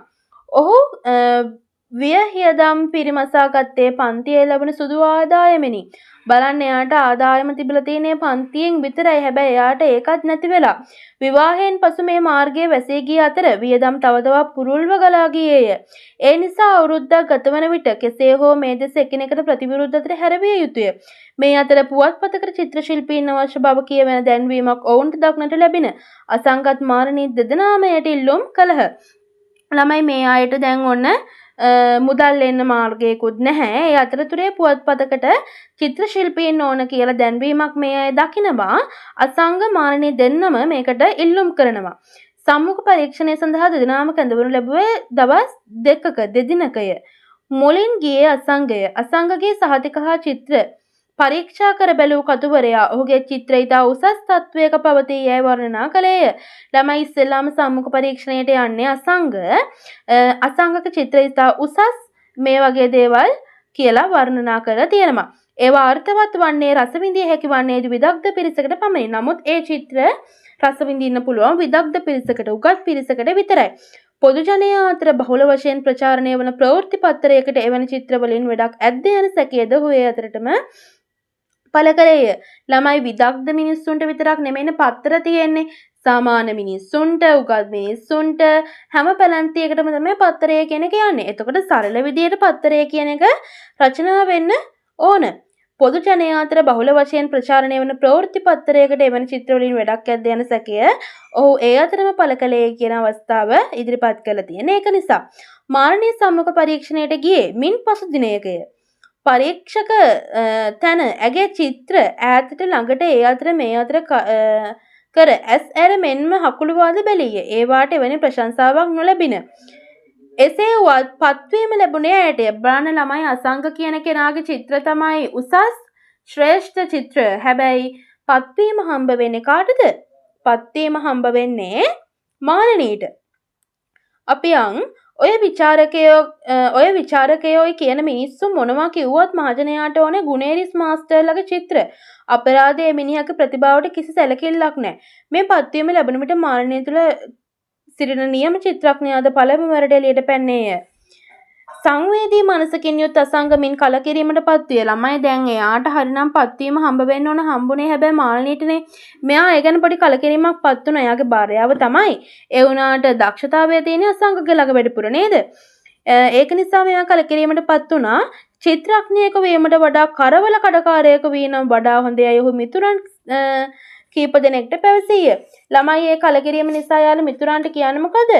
චිත්‍ර ශිල්පියෙක් වුණාට වඩා හොඳ කලවර කඩකාරයෙක් වුණා නම් කියලා. ඒකත් හොඳ අවස්ථා සම්බන්ධයක්.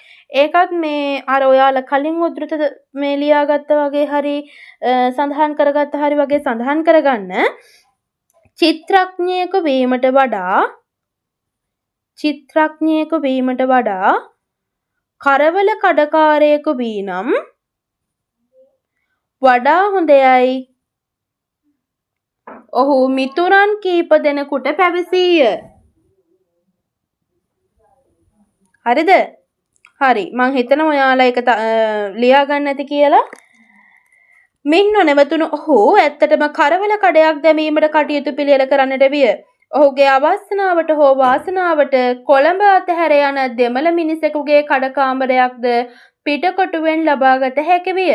කලාකරුවන්ගේ ඉරණම මහජන අවධානයට යොමු කිරීමට නැතහොත් තමන් කලාකරුවන්ගේ ගැලවුම්කරුවන් ලෙස කටයුතු කරන බව පෙන්වීමට අදහස් කළ පත්තරකරුවෝ ඔහු කරවල බක්කිය ඉදිරිපිට සිට වෙළඳාම් කරන සැටේ ඡායාරූපයකටගෙන පළ කළහ. අසංග සාමාන්‍යයෙන් පුවත්පත් ප්‍රචාරණය පස නොගිය පුද්ගලයෙකු වුවත් සිතේ නොසන්සුන්කම නිසා සියල්ල ඉවසීය. මිනිස්සු ඒ වෙලාවට කම්පා වූහ. දින දෙක තුනකින්ම කම්පාව සිඳී ගියේය. ළමයි මේක පත්තරකරුවන්ට හොඳ අවස්ථාවක් වෙලා නේද? සුප්‍රසිද්ධ චිත්‍රගුරුවරයෙක් දැන් කරවල කඩකාරයෙක්. නිකන් උපහාසාත්මක අර්ථයකුත් තියෙන මොකද්දෝ එකක් අර ඒක ඇතුලේ අන්තර්ගත වෙලා තියෙනවනේ. සුප්‍රසිද්ධ චිත්‍රගුරුවරයෙක්, සුප්‍රසිද්ධ චිත්‍රඥයෙක්, අද කලවල කඩකාරයෙක් නේ? ප්‍රවෘත්ති යන්නේ ඒ විදිහටනේ. ඉතින් මේක හොඳ ප්‍රවෘත්තියක් බවට පත් වුණා පත්‍රකාරයොන්ට. මෙයා එනවා, ෆොටෝස් ගන්නවා, පත්තරවල දානවා. මේ විදිහට මේක ටිකක් ප්‍රසිද්ධ කරන්න පටන් ගත්තා. අසංග කියලා කියන්නේ පත්තරවල යන සටහන් ලිපි එච්චර ගණන් ගන්න කෙනෙක් නෙමෙයි. හැබැයි එයාට පොඩි නොසන්සුන්කමක් ආවා. ඒ සියල්ල එයා ඉවසගෙන ඉන්දිය කියලා කියනවා. අසංග කරවල වෙළඳාම ආරම්භ කරේ කිසිදු බරපතල අරමුණක් සහිතව නොවේ. වගකිව යුතු අයට විශේෂයෙන්ම තමා වර්ණනා කොට සේවයට ගැනීම ප්‍රතික්ෂේප කළ කතුවරයාට උපහාසයක් හැරීමටය. මෙහි මහත්ම උත්ප්‍රාසය වූයේ අසංගගේ කරවල ලෑල්ලේ පින්තූරයේ එම පුවත්පතේම පළවීමයි. ළමයි මාලිනීගේ චිත්‍රයේ ප්‍රශංසාවට ලක්වෙච්ච පත්තර ටිකක් තිබ්බනේ නේද? හැබැයි ඇත්තට මේ චිත්‍රය මාලිනීගේ නෙමෙයි කියලා තව චුට්ටකින් ඔයාලට තේරෙන්න ගනීවි. සහ මේ අසංග කියලා කියන්නේ මේ සුප්‍රකට ප්‍රසිද්ධ චිත්‍රඥයෙක්, චිත්‍රගුරුවරයෙක්. එයාගේ චිත්‍ර ඇත්තටම අලංකාරවත්, අමුතු රසයක් තියෙනවා, අමුතු අලංකාරයක් තියෙනවා. මේ විදිහ හොඳ චිත්‍ර ශිල්පියෙක්නේ. හැබැයි එයාට අවස්ථාවක් හිමි වුණේ නැහැ නේද? එයාට අවස්ථාවක් හිමි වුණේ නැහැ. ඒක නිසා මෙයාට පොඩි කලකිරීමක් ඇති වෙනවා. අර පත්තර කතුවරයාට පොඩි උපහාසයක් කියන විදිහට තමයි මෙයා මේ කලවර කඩේ කරන්නේ. නමුත් ඒ කරවල ලෑල්ලේ එයාගේ පින්තූරා පුවත්පතේ පළ වුණා. ඉතින් මෙයා ඒ ගැන පොඩ්ඩක් කලබලෙන් නොසන්සුන්කමින් තමයි ඉඳලා තියෙන්නේ. අසංගකේ කරවල වෙළඳාම ඇති කලේ යහපත් ප්‍රතිඵලද අයහපත් ප්‍රතිඵලද යන්න පැවසීම දුෂ්කරය. එය මිශ්‍ර ප්‍රතිඵල ඇති කරේයයි කීම වඩා නිවැරදිය. එක් අතකින් ඉන් තමා දෙස හැරී තිබුණ මාලිනීගේ මුහුණ අනිත් අතට හැරුණි. තමාට රක්ෂාව ලැබීම ගැන ඔහු තුල ඊර්ෂ්‍යාවක් හටගන්නට ඇතැයි ඈ තුල කහටක් ඇතිවිය. ළමයි මේ ස්වාමි භාර්යාව කියන සම්බන්ධය මේ දෙන්නක අතර තිබ්බටම මාලිනී හිතලා තියෙනවා යාට රැකියාව හම්බ වෙච්ච එක ගැන අසංග ටිකක් මේ මොකද්ද ඊර්ෂ්‍යාවකින් ඇත්ත කියලා එයා හිතනව නේද? එය සිත තුළ සංගවාගෙන සිටියා විනා ප්‍රකාශ කිරීමට ඉක්මන් වැඩියයි ඈ කල්පනා කළාය. ඇයගේ හිතට ආවට ඒක කියන්න ගියේ නැහැ. අනිත් අතට කරවල වෙනදාම ඔහු බලාපොරොත්තු වූවට වඩා වාසිදායක ව්‍යාපාරයක් විය. ළමයි කරවල වෙනදාම මේ අසංග බලාපොරොත්තු වුණාට වඩා ටිකක් වාසිදායක ව්‍යාපාරයක් බවට පත් වෙලා තියෙනවා. ඉල්ලුම වැඩි වන විට සැපයුමද අධික විය. හිස් වෙළඳ සැලට පැමිණි කරවල තොගයක් ඉන් පිටතට ගියේ මුදලින් ලාච්චුවද පුරවා තම කරවල කොටසක්ද ගබඩාවේද රඳවාගෙනය. ඒ එක්කම අසංග තුළ වූ කලාකරු පලා ගොස් ඔහු නොදැනුවත්ම ව්‍යාපාරිකයෙක් එහි ඇතුළු වී සිටියේය. එයා හොඳ කලාකාරයෙක්. හැබැයි එයාගේ ව්‍යාපාරය එයාව සාර්ථක කරා. ඒක නිසා එයා හොඳ ව්‍යාපාරිකයෙක් බවට පත් වුණා. මානනීය රක්ෂාවක් කර නමුත් ගෙදර වියදමට ඇගෙන් සතයක්වත් ලැබුණේ නැත. එසේ වුවත් දිනපතා ආය ගෙන ගොස් කාර්යාලයට බැස්විය යුතුය. සවස ආපසු කැඳවාගෙන ආ යුතු විය. තනිවම ඈ බස්වල යැවීමට අකමැති වූ අසංග මුලදී මෙය කළේ සතුටු සිතිනි. නමුත් කල් යන විට එය කරදරයක් බවට පත්විය. ඇතැම් දිනක ඈ පැමිණියේ හොඳටම රෑබෝ වීය. ඇයට ඇගේ රක්ෂාව ගර්වයක් ගැන දුන්නේය. එහෙයින් ඒ ගැන විමසූ විට ලැබුණේ සැර පරුෂ පිළිතුරකි. ළමයි මාල්නී රස්සාවක් කරාට ගෙදර වියදමට එයා මුදල් දෙන්නේ නැහැ කියලා සඳහන් වෙනවා. හැබැයි අසංගට සිද්ධ වෙලා තියෙනවා එයා දිනපතාම කාර්යාලයට එක්කගෙන යන්න ආය හවසට ආයේ කැඳවගෙන එන්න. තනිවම බස්වල යවන්න කැමති වුන් නැති අසංග එයා විවාහ වෙච්ච මුල් කාලේ සහ රැකියාව පටන් ගත්ත මුල් කාලෙදී ඒ කටයුතු සතුටින් කරා. හැබැයි ටික කාලයක් යන විට ඒක කරදරයක් බවට පත් වෙලා තියෙනවා. ළමයි මේක තියෙනවනේ ඇගේ රක්ෂාව ගර්වයක් ගැන දුන්නේ කියලා. ගර්වයක් කියලා කියන්නේ ගෞරවයක් අභිමානයක් වගේ අර්ථයක් තියෙන වචනයක්. හරිද? එහෙයින් මේ ගැන විමසූ විට ලැබුණේ සරපරුෂ පිළිතුරකි. මම කරන්නේ රාජකාරියක්. රාජකාරියේ මිනිස්සුන්ට ඕනෑ විදිහට විසක් ඔයාට ඕනෑ විදිහටවත් මට ඕනෑ විදිහටවත් කරන්න පුළුවන් කමක් නැහැ. ළමයි අසංග මේ එයාගේ රස්සාව පිළිබඳ මානනීයගෙන් විමසනමනේ. එතකොට මානනීය දෙන උත්තර බලන්න හරි සරපරුෂ විදිහට තමයි උත්තර දෙන්නේ. මම කරන්නේ රාජකාරියක්. මම කරන්නේ රැකියාවක්. රාජකාරියේ මිනිස්සුන්ට ඕනෑ විදිහට මිසක් ඔයාට ඕනෑ විදිහට මට ඕනෑ විදිහටත් කරන්න පුළුවන් කමක් නැහැ. එයා කරන්නේ රස්සාවක්ලු. ඒක අනිත් අයට ඕන විදිහට කරන්න බෑලු. ඒක කරන්න ඕනේ අදාළ කාර්යාලයට අවශ්‍ය විදිහටලු. ඕක රාජකාරියක් නෙවෙයි රස්සාවක්. රස්සාවක් ඔය තරම් වද බින්දගෙන කරන්න ඕනේ නැහැ. ළමයි රාජකාරියක් කියලා කියන්නේ මේ ඒක තමන්ගෙන් වෙන්න ඕනම දෙයක් නේ. හැබැයි මෙයා කරන්නේ රාජකාරියක්ද? නෑ රස්සාවක් කරන්නේ නේද? රස්සාවක් ඔය තරම් වද බින්දගෙන කරන්න ඕනේ නෑනේ. ඒක නිකන් මේ රස්සාවක් විතරයි. ඒක කරන්න බැරි නම් ගෙදරට වෙලා ඉන්න කියලා අසංග යෝජනා කරනවා. මටත් කියන්නේ කරවල විකුණන්නද? කරවල කඩේට රින්ගාගෙන දවස ගත කළොත් බොහොම සතුටු වෙයි. ළමයි මේ මාලිනීගේ හිතේ අර අසංගයක් ගැන ඉරිෂ්‍යාවත් ඇති කියලා පොඩි මේ එකක් හිතේ තියෙනමනේ. ඉතින් මාලිනීට පොඩි නුරුස්සන ගතියක් දැන් ඇවිල්ලා තියෙන්නේ. අසංගව නුරුස්සන් නෑ වගේ එකක් මාලිනීට ඇවිල්ලා තියෙන්නේ නේද? ඒක නිසානේ මාලිනී හැම කියන්නේ. ඇයට පත්තර රක්ෂාව ආභරණයක් විය. එය ඇත්තටම එසේ උවත් නුවත් ඈ විසින් එය සලකන ලද්දේ එලෙසනි. ඈ ඕනෑම රජයේ කාර්යාලයකට සැකක් බියක් නැතුව ඇතුළු වන්නීය. මම මහමග පත්තරෙන් නම මාලිනී කියා පුටුවක් ඇද වාඩි ගන්නීය. එවර නිලධාරියාගේ සුහද සිනාවක් පෑ සමග කතා කරයි. රත් පැහැලා රෝස දැල්ලක් මෙන් මෑ සිටියේ මොනතරම් මුදුමලොක් ගතියකින්ද. කෙමෙන් කටුමෝරා ගොස් පරොස් වී ගියේ කී දවසටද. ළමයි මේ ඔයා දන්නවා මාලිනී කියන්නේ අසංග ප්‍රේම බැඳ මාලිනී හරි සරල සංවර මුදුමලොක් කෙල්ලෙක්නේ. හැබැයි මෙයා ටික දවසකින් ටික රළු වෙන්න ගත්තා. ඒක පෙන්නනවා මේ එයා කලින් අර කියපු ටික අර එයා කිසිම බයක් සැකක් නැතුව ඕනම රජයේ කාර්යාලයකට ගිහලා පුටුවක් ඇදගෙන වාඩි වෙලා ඒ සිත ටිකෙන් කියනවනේ එයාගේ අර මුලොක් ගතිය ගිහිල්ලා එයා දඩබ්බර අර මේ මුදු ගතිය කියලා රොස්පරොස් වෙලා කියලා එතන තියෙනම නේද? චාම්බව අතහැර සංකර ජීවිතයකට එබ්බැහි වනට වූයේ කොතරම් ඉක්මනටද? ඇමතිවරුන්ගේ මන්ත්‍රීවරුන්ගේ නිලධාරීන්ගේ උත්සවවලට ඇයට ආරාධනා ලැබින. ඇගේ මුළු වැටප වියදම් වූයේ මේවට ඇඳුම් පැළඳුම් සහ සුවඳ විලවුම් ගැනීමටය. ළමයි ඉතින් එයාගේ වැටප ගෙදරට දෙන්න නැති එක සාධාරණ නේද?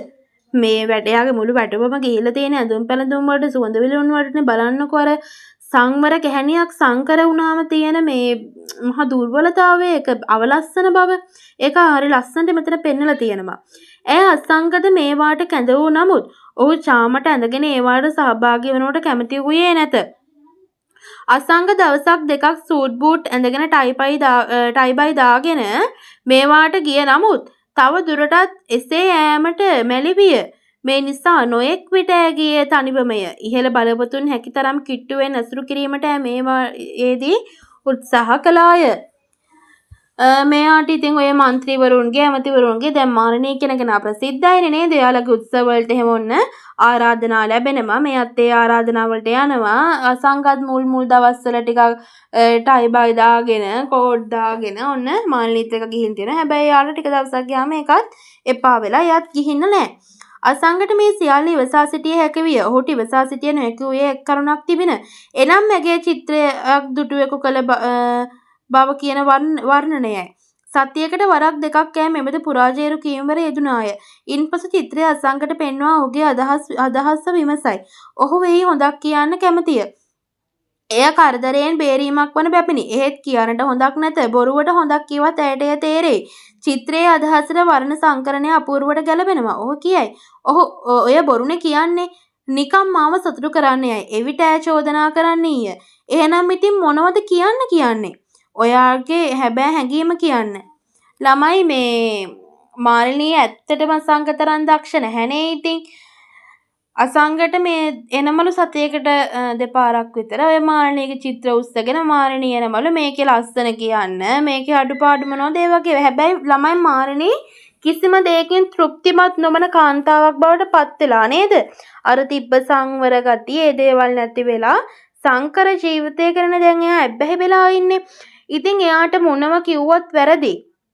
අනේ එයා හොඳක් කිව්වොත් කියනවා ඔය බොරු කියන්නේ කියලා. එයා වැරද්දක් කිව්වත් ඒක පිළිගන්නේ. ඔය විදිහ ජීවිතයකට මාලිනී දැන් යොමු වෙලා තියෙනවා. ඔහු කරබාගෙන සිටිනවාටද මාලිනී කැමති නැත. එවිට ඈ සිතන්නේ තමාගේ හොඳක් කියනට ඔහු අකමැති බවය. කෙසේ වෙතත් ඈ චිත්‍රයක් ඇන්දත් ලිපියක් ලිව්වත් ඒ ඔහුට කරදරයකි. ඔහු වේ බැලිය යුතුය. ලිපිය කියවිය යුතුය. ගුවන්විදුලි වැඩසටහනකට සහභාගී වුවත් ඔහුට එය අසාසිරණ ලෙස බල කරන්නීය. එහි අඩුපාඩු හරිවැරදි අසන්නීය. හදිස්සියේවත් ඔහුට සිතන අඩුපාඩුවක් සඳහන් කළත් ඈ ඊට එකඟ වන්නේ නැත. ඊට එරෙහිව තර්ක කරන්නීය. මාලිනී සමග තර්ක කොට කවදාවත් අසංගට ජයගත නොහැකිය. එහෙයින් හැම විටම ස්ථාපිත වන්නේ ඇගේ අදහසමය. ඇගේ පියාපත් තවත් විහිදී යයි. අවුරුදු 8-10ක මේ කතන්දර කිසිවක් ශීලා දන්නේ නැත. ඈ මේවා දැනගන්නේ කෙසේද? ඈ සංඝ යටතේ සේවයට පැමිණ 4-5 මාසයකට වඩා නැත. ළමයි මේ අසංගට ඉතින් අසංග හොඳක් කිව්වොත් මාලිනීට අසංග වැරද්දක් කිව්වත් ඒක මාලිනීට නම් එච්චර නුරුස්සන්නේ නෑ කියලා කියනවා නේද? එතකොට මෙන්න මේක තමයි මේ මාලිනී අසංගගේ කතාව. මේ අවුරුදු 10ක 8ක විතර කතාවක්. මේ කිසි දෙයක් මේ ශීලා දන්නේ නැහැ. හැබැයි මේ ශීලා දැනගන්නත් විදියක් නැහැ නේද ඉන්නේ. ශීලා දැනගන්න වෙන්නේ නැති එක හේතුවක් තමයි ශීලා එතකොට මාස 5ක් 4ක් වගේ තමයි ඔය කරවල කඩේ වැඩට ඇවිල්ලා තියෙන්නේ. ඒ කාලයක් ඇතුළත තමයි ඇවිල්ලා තියෙන්නේ. ඉතින් දැනගන්න විදියක් තිබිලා නැහැ. දිනක් සිහින් සිරුරකින් හෙබි සුරූපී තරුණියක් අසංගගේ කාර්යාලයට ඇතුළුව කෙලින්ම ඔහු කරා ආවාය. ළමයි දැන් අර කිව්වේ මාලිනී අසංගගේ කතාව ගැනනේ. එයාලා හම්බ වුණේ කොහොමද? එයාලා විවාහ වුණේ කොහොමද? විවාහ ජීවිතය ගත කරේ කොහොමද? වෘත්තිමය ජීවිතය ගත කරේ කොහොමද? වගේ දේවල් තමයි කතා කරේ. දැන් අපි බලමු කොහොමද අසංගට ශ්‍රීලා කියන කාන්තාව මුණ ගැහෙන්නේ කියලා. එයා කියනවා දිනක් සිහින් සිරුරකින් හෙබි සුරූපී තරුණියක් අසංගගේ කාර්යාලයට ඇතුළුව කෙලින්ම ඔහු කරා ආවාය. එක දවසක් තරුණියක් මේ සුරූපී තරුණියක් අසංගගේ කාර්යාලයට ඇවිල්ලා කෙලින්ම ඔහු කරා ආවලු. මේ වන විට ඔහුගේ කරවල ව්‍යාපාරය ආනයනය දක්වා වර්ධනය වී ගොස් වෙළඳසැලන් කාර්යාලයත් වෙන්කොට තිබෙන. ළමයි එයා මේ ආනයනය කරන ව්‍යාපාරිකයෙක් බවටත් පත් වෙලා දියුණු වෙලා තියෙන මේ වෙද්දී.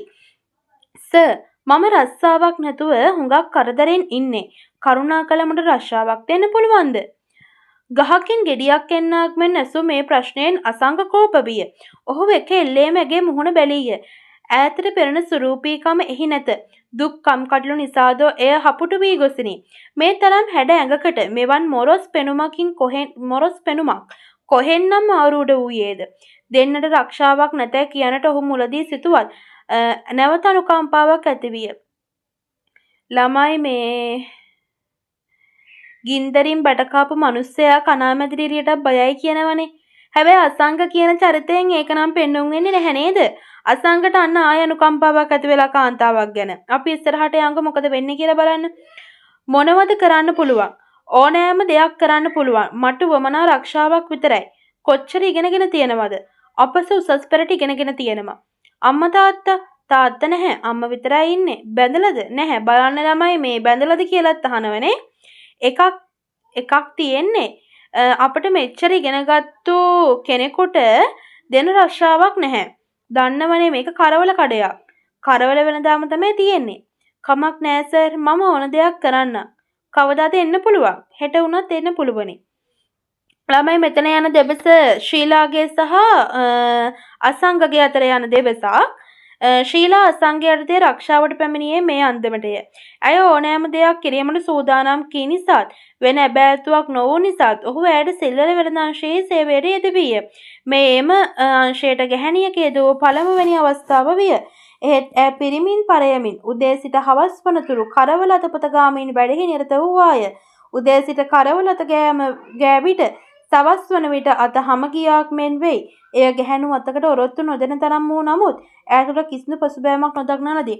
ළමයි ශීලා කියන චරිතයෙන් එඩිතර බව, කාර්යශීලීත්වය, කම්මැලි නොවීම, ධෛර්යවන්ත බව කියන ලක්ෂණ පෙන්නුම් කරන හොඳ අවස්ථාවක් මේක නේද? ඊට දිනකට පසු වෙළඳාංශයේ කළමනාකරු අසංග හමුවට පැමිණියේය. නරියෙකු ඔහුගේ මුහුණට පස්ස හැර වූ කලක මෙන් ඔහුගේ මුහුණ දුර්මුඛ විය. ලස්සන උපමාවක් තියෙනවා. නරියෙකු ඔහුගේ මුහුණට පස්ස හැර වූ කලක මෙන් කියලා. සර් ශීලාත් එක්ක වැඩ කළොත් අපිටත් ඇඟ පුරාම මඩ ගා ගන්නයි වෙන්නේ. මෙච්චර කාලයක් අපි මෙතන වැඩ කළා. කාගෙන්වත් වචනයක් අහන පිළිවෙලට නෙමෙයි වැඩ කරලා තියෙන්නේ. ඇයි මොකද සිරිතුංග? ඔන්න තව චරිතයක් ආව දෙන්න සිරිතුංග. රිසිට් නොලිය බඩු දෙනවා. දෙවරක් අතටම අහු වුණා. දැන් මම ඔහොමනම් පහු වෙනකොට කොහොම නොහිටීද? ශීලාට එන්න කියන්න. අසංක කෝපයෙන් කීය. ළමයි ශීලා මේ අපි කියනවා තුන්ඩු ලියන්න නැතුවනේ. බිල් එක ලියන්න නැතුව බඩු දෙනවලු. එහෙම කියලා කම්ප්ලේන් එකක් කරනම ඔන්න සිරිතුංග කියන කෙනා ආවිල්ලා අසංකට කම්ප්ලේන් එකක් කරනවා ශීලාට විරුද්ධව. ශීලාට එන්න කියන්න කියලා ඊට පස්සේ අසංක කෝපයෙන් කියනවා ශීලා එනවා. ශීලා රක්ෂාව ඉල්ලාගෙන තමා වෙත පැමිණියේ කොතරම් යාප්පුවෙන්ද? මසක් ගත වීමටත් කලින් මෑ මෙතරම් අකෘතඥ. ළමයි අකෘතඥ කියන්නේ මොකද්ද? විරෝධී වීම. ඌයේ කෙසේද? ඈ සේවයෙන් පහ කළ යුතුය අසංග අදහස් කළේය. ශීලා ඔහු වෙත පැමිණියේ තැතිගත් බය අඩු මුහුණක් සහිතවය. ඈ දුටු විට අසංගගේ අදහස වෙනස් විය. නැවතත් කරුණාවක් හටගත්තේය. ඇය නරිහමක් පොරවාගෙන සිටින බැටළු දෙනක විනා බැටළු හමක් පොරවාගෙන සිටින නර්දනක් නොවේ. ඒ කියන්නේ මොකද්ද ළමයි? නරිහමක් පොරවාගෙන කියන්නේ ඒ කියන්නේ අහිංසක කෙනෙක් නරිහමක් පොරවාගෙන ඉන්න කෙනෙක් තමයිලු ශීලා කියන්නේ. එහෙම නැතුව බැටළුවෙක් කියන මේ අහිංසක කෙනාට නරිහමක් පෙරෙව්වම කපටි කියලා කියනවනේ. ඒ වගේ චරිතයක් නෙවෙලු. ඇගේ මුහුණේ කලින් දින තිබූ ගොරෝසු පෙනුම නැත. දැන් එය වෙනස් වී ඇත. මේ අන්දමට ඇගේ ගතිපත්තුම වෙනස් කර නොහැකිද? ළමයි එයා දැන් මේ ඉස්සර තිබ්බ අර ගොරෝසු පෙනුම නැතුව ගිහිල්ලාලු. දැන් එයා වෙනස් වෙලාලු. අසංග හිතනවා ඉතින් මේ විදිහට එයාගේ ගතිපැවතුනොත් වෙනස් කරන්න බැරි නැහැනේ. එහෙම කියලා අසංග හිතනවා. මිනිසුන්ගේ චරිත කෙරේ පරිසරය බලපාන බව හු අසා තිබේ. අසා පවණක් නොව අත්දැකීම්ද ලබා තිබේ. මිනිසා යනු කරුණා මුදිතා නැමැති සීතල ජලයෙන් සෝදා පිරිසිදු කළ හැකි සත්වයකයි ඔහුට සිතේ. එසේනම් යහපත් පරිසරයකින් ඇගේ මුහුණ මෙන්ම ඇයත් වෙනස් කර නොකළ හැකිද? මාළිනී සම්බන්ධයෙන් නොකළ හැකි මේ අත්දැක බැලීම කළ යුතුයයි ඔහුට සිටින. ළමයි මේ එයා වෙනස් කරන්න ඕන කියලා හිතනම අසංග. හැබැයි මාළිනී නම් වෙනස් කරන්න බෑ. මෙයා ශීලා වෙනස් කරගන්න තීරණයක් ගන්නවා. ශීලා හෙට හිටන් මේ පැත්තේ වැඩට එන්න. හොඳද? ඔහු කාරුණික ලෙස කීය. හොඳයි. පසුදා ශීලා පැමිණියේ වෙනදාට වඩා පිරිසිදුවටත් පිළිවෙලටත් හඳ පැළඳගෙනය. අසංග කාහටත් කවදත් කතා කළේ කාරුණික වේ. ශීලා ඉදිරියේ ඒ කාරුණික බව වඩාත් අධික විය. ළමයි අනියම් සම්බන්ධතාවයක මුලක්. මොකද්ද? අනිත් කට්ටියට කාරුණිකයි. හැබැයි එයාට වඩාත් කාරුණිකයිලුනේ.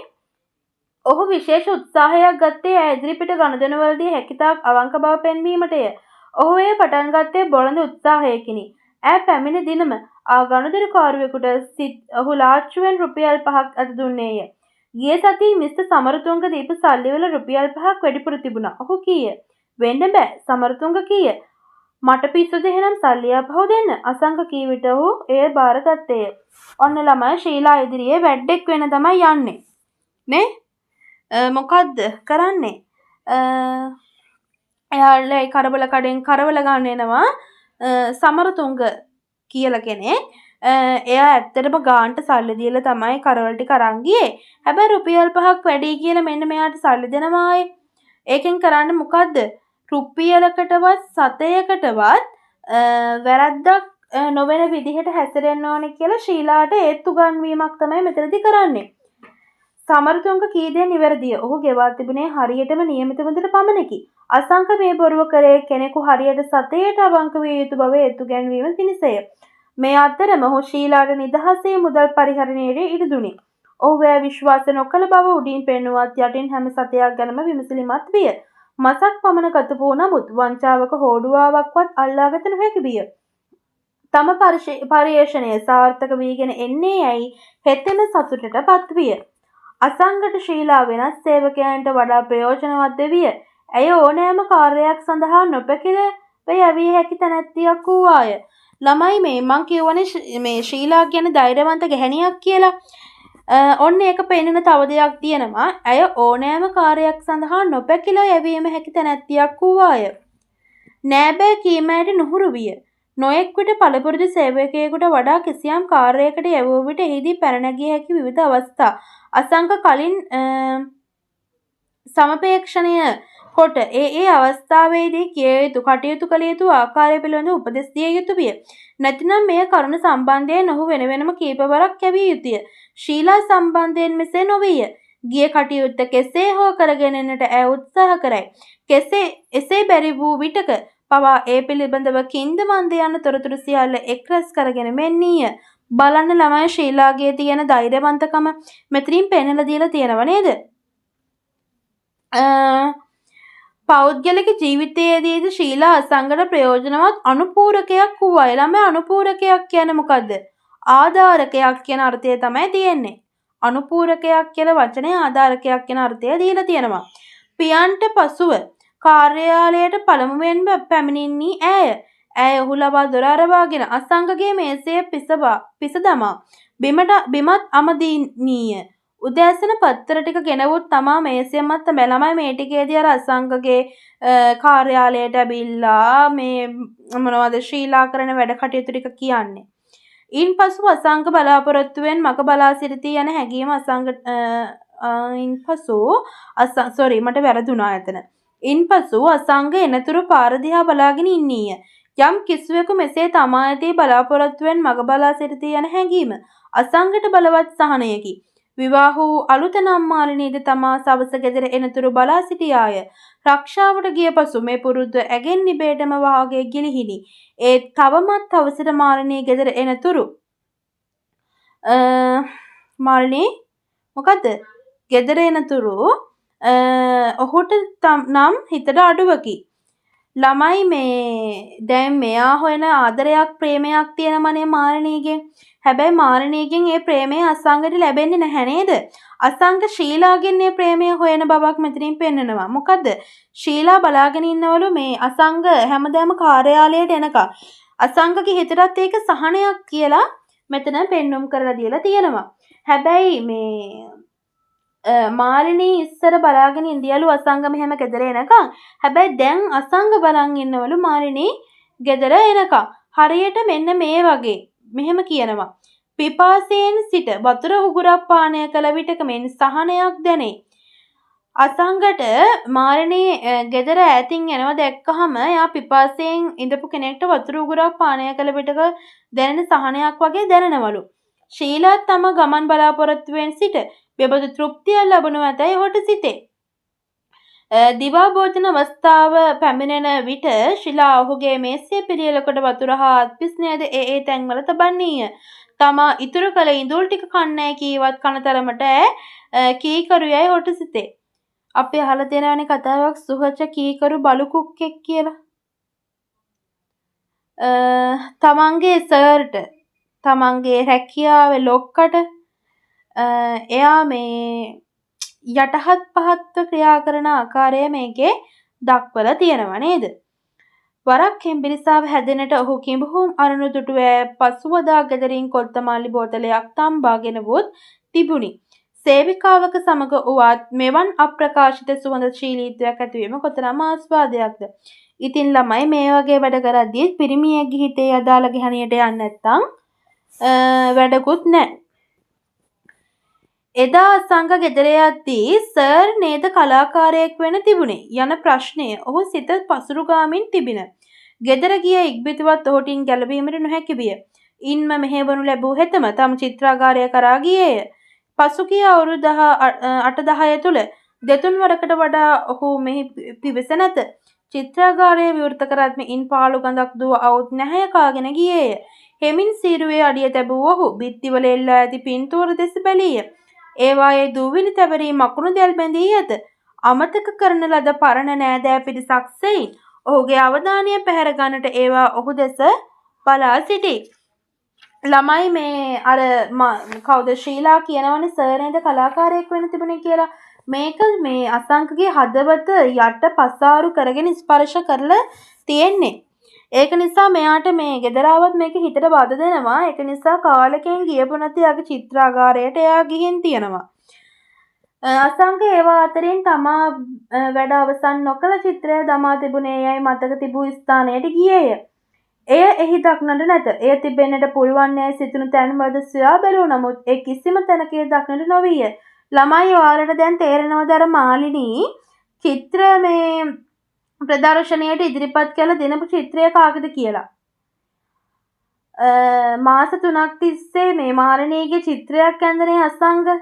හැබැයි විවාහ වුණයින් පස්සේ ඒක චිත්‍රාගාරයේ මුල්ලකට වැටුණා. ඒක ගැන හොයන්න විදියක් නැති වුණා. ඒක ගැන බැලුවේ නැහැ. මෙයා පස්සේ ව්‍යාපාරිකයෙක් බවට පත් වුණා. ඒ ඇඳලා තියෙන්නේ මාලිනීගේ චිත්‍රය. නේ? එතකොට අන්න ඒ චිත්‍රය තමයි ළමයි මාලිනී එදා චිත්‍ර ප්‍රදර්ශනයට අරන් ගිහිල්ලා ඒකෙන් දිනන ප්‍රථම ත්‍යාගය හම්බ වෙච්ච චිත්‍රය. ඔහු ආපසු පැමිණ මුහුණ අතපය සෝදාගෙන ස්තෝප්පුවට අවුත් ස්වල්ප වේලාවකට පසු මාලිනී පැමිණියාය. ළමයි අර අතීත කතාව ඉවරයි දැන්නේ. අතීත කතාව ඉවර වෙලා අතන නැවැත්තුවේ මේ ශීලාගේ කාගේද අසංගගේ කතාව. එතනින් තමයි මේ ආයෙ පටන්ගෙන තියෙන්නේ. එතනින් පටන්ගෙන මේ ඔන්න එදාමනේ ඉතින් පත්තරයක් ගිහින් තියෙන්නේ කාගේද මාලිනිය ගැන. මෙයා එදා එනමලු මේ යාළුවොත් එක්ක කාර් එකකින් එනමලු. අසංග දකින පිට මාලිනියගේ මුහුණ වෙනස් වී ගියේය. අනිත් මිතුරියන් කෙරේ කිසිදු වෙනසක් නොදක්නා ලදී.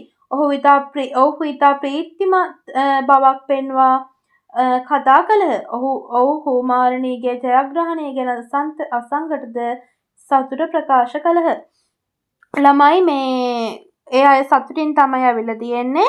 හැබැයි අසංග දැක්කහම මාලිනීගේ මූණ නම් පොඩි අප්‍රසන්න බවක් මේ ඇති වෙලා තියෙනවා. මාලිනී කෙරෙහි වූ ආතතිය වැඩි වේලාවක් පැවැත්තේ නැත. ඇයට ඉතා ඉක්මනින් නැතා තත්ත්වය කරා ආපසු ඒමට පුළුවන් විය. ඉන්පසු පැය පෙරමෙන්ම අමුත්තන් සමග සල්ලාපෙහි යෙදෙනටත් ඔවුන්ට සංග්‍රහ කරන්නටත් වූවාය. එහෙත් ඇය කෙරෙහි වූ ආතතිය තමා කරා සම්ප්‍රාප්ත වූ ලෙසකිනි අසංග ක්‍රියා කළේ. ඔහුට ඔවුන් සමග පෑහෙන්නට ඔවුන් සමග සිනාසෙන්නට මහත් අපහසුතාවයක් දැනෙන. හැම දිනම සිනාසෙද්දී පාවෙද්දී තමාට පමණක් බුම්මාගෙන ගිලී සිටීමට නොහැකි විය. තව ටිකකින් තවත් සෙනක අවුත් මෙහි පිරෙනු ඇත. ඔහු වැදගත් වැඩක් ඇති බව කියා ඇඳ පැළඳගෙන ගෙදරින් යන්නට පිටත් විය. කවුරුන් ඔහු දෙස බලා සිටියේ විමතියෙනි. ළමයි ඇත්තටම මේ අසංගගෙන චිත්‍රය අසංගගෙන දක්ෂතාවය හැබැයි ඒක පෙන්නලා ජයග්‍රහණය ලබා ගත්තේ කවුද? මාලිනී. ඉතින් ළමයි බොරු මවාපෑමක් පෙන්නලා යාළුවත් එක්ක සතුටු වෙන තරම් අසංගගේ හිත එච්චර එතෙන්ට ගිහින් නැහැ. සහ මාලිනීටත් අසංගට පොඩි මුහුණ දෙන්න බැරි කමක් තියෙනවා. මොකද එයා ඇත්තටම කරේ පොඩි මේ අර කඩා ගැනීමේ හූරා ගැනීමේ කාර්යයක්නේ. එයාගේ සාමියා එයාගේ මහත්තයා ඇඳපු චිත්‍රයක් තමයි. හැබැයි එයා එතන පොඩි අර කඩා වඩා ගැනීමක් තමයි කරලා තියෙන්නේ. ඒක නිසා මාලිනීට පොඩ්ඩක් අසංගට මුහුණ දෙන්න බැරි වෙලා තියෙනවා. ඒක නිසා වුණ අසංග තීරණය කරනවා ගෙදරින් යන්න පොඩි විශේෂ වැඩක් තියෙනවා කියලා. එයා ගෙදරින් පිට වෙන්න සැලැස්මක් හදා ගන්නවා. නෝනා මෙච්චර ලොකු ජයග්‍රහණයක් ලැබලා තියෙන දවසේ කොහෙද මේ අසංග යන්න හදන්නේ? අද ලොකු පාටියක් දාන්න එපාය. ඔහු යනුදුටුවේ කියා කීවාය. අසංගයට පිළිතුරු දුන්නේ සිනාවකින් පමණකි.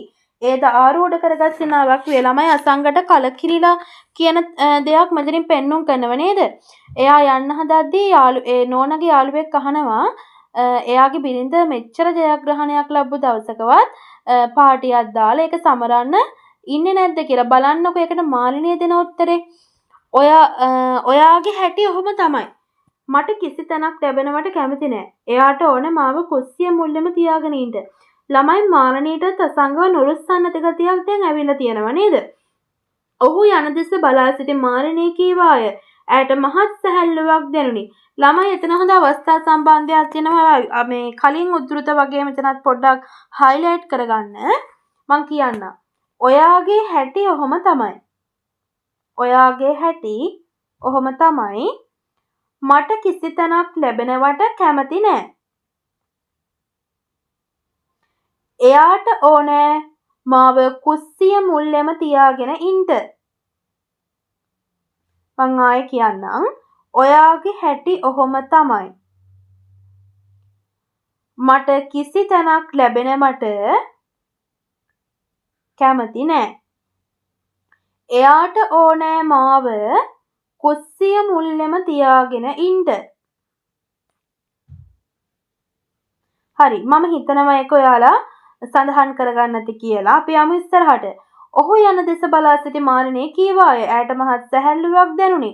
මගට බට නමුත් අසංගට යන්නට තැනක් නොතිබින. ඔහු මග නතර වී යමක් නිශ්චය කරගන්නට උත්සාහ කරන්නාක් මෙන් මද වේලාවක් කල්පනා කළේය. යන්න ඕනේ ශීලාගේ ගෙදර වල් පැත්තේ. සර් නේද කලාකාරයෙක් වෙන්න තිබුණේ. ළමයි එතනත් හයිලයිට් කරගන්න. යන්න ඕනේ ශීලාගේ ගෙවල් පැත්තේ. ශීලාගේ ගෙදරවල් පැත්තේ. සර් නේද කලාකාරයෙක් වෙන්න තිබුණේ.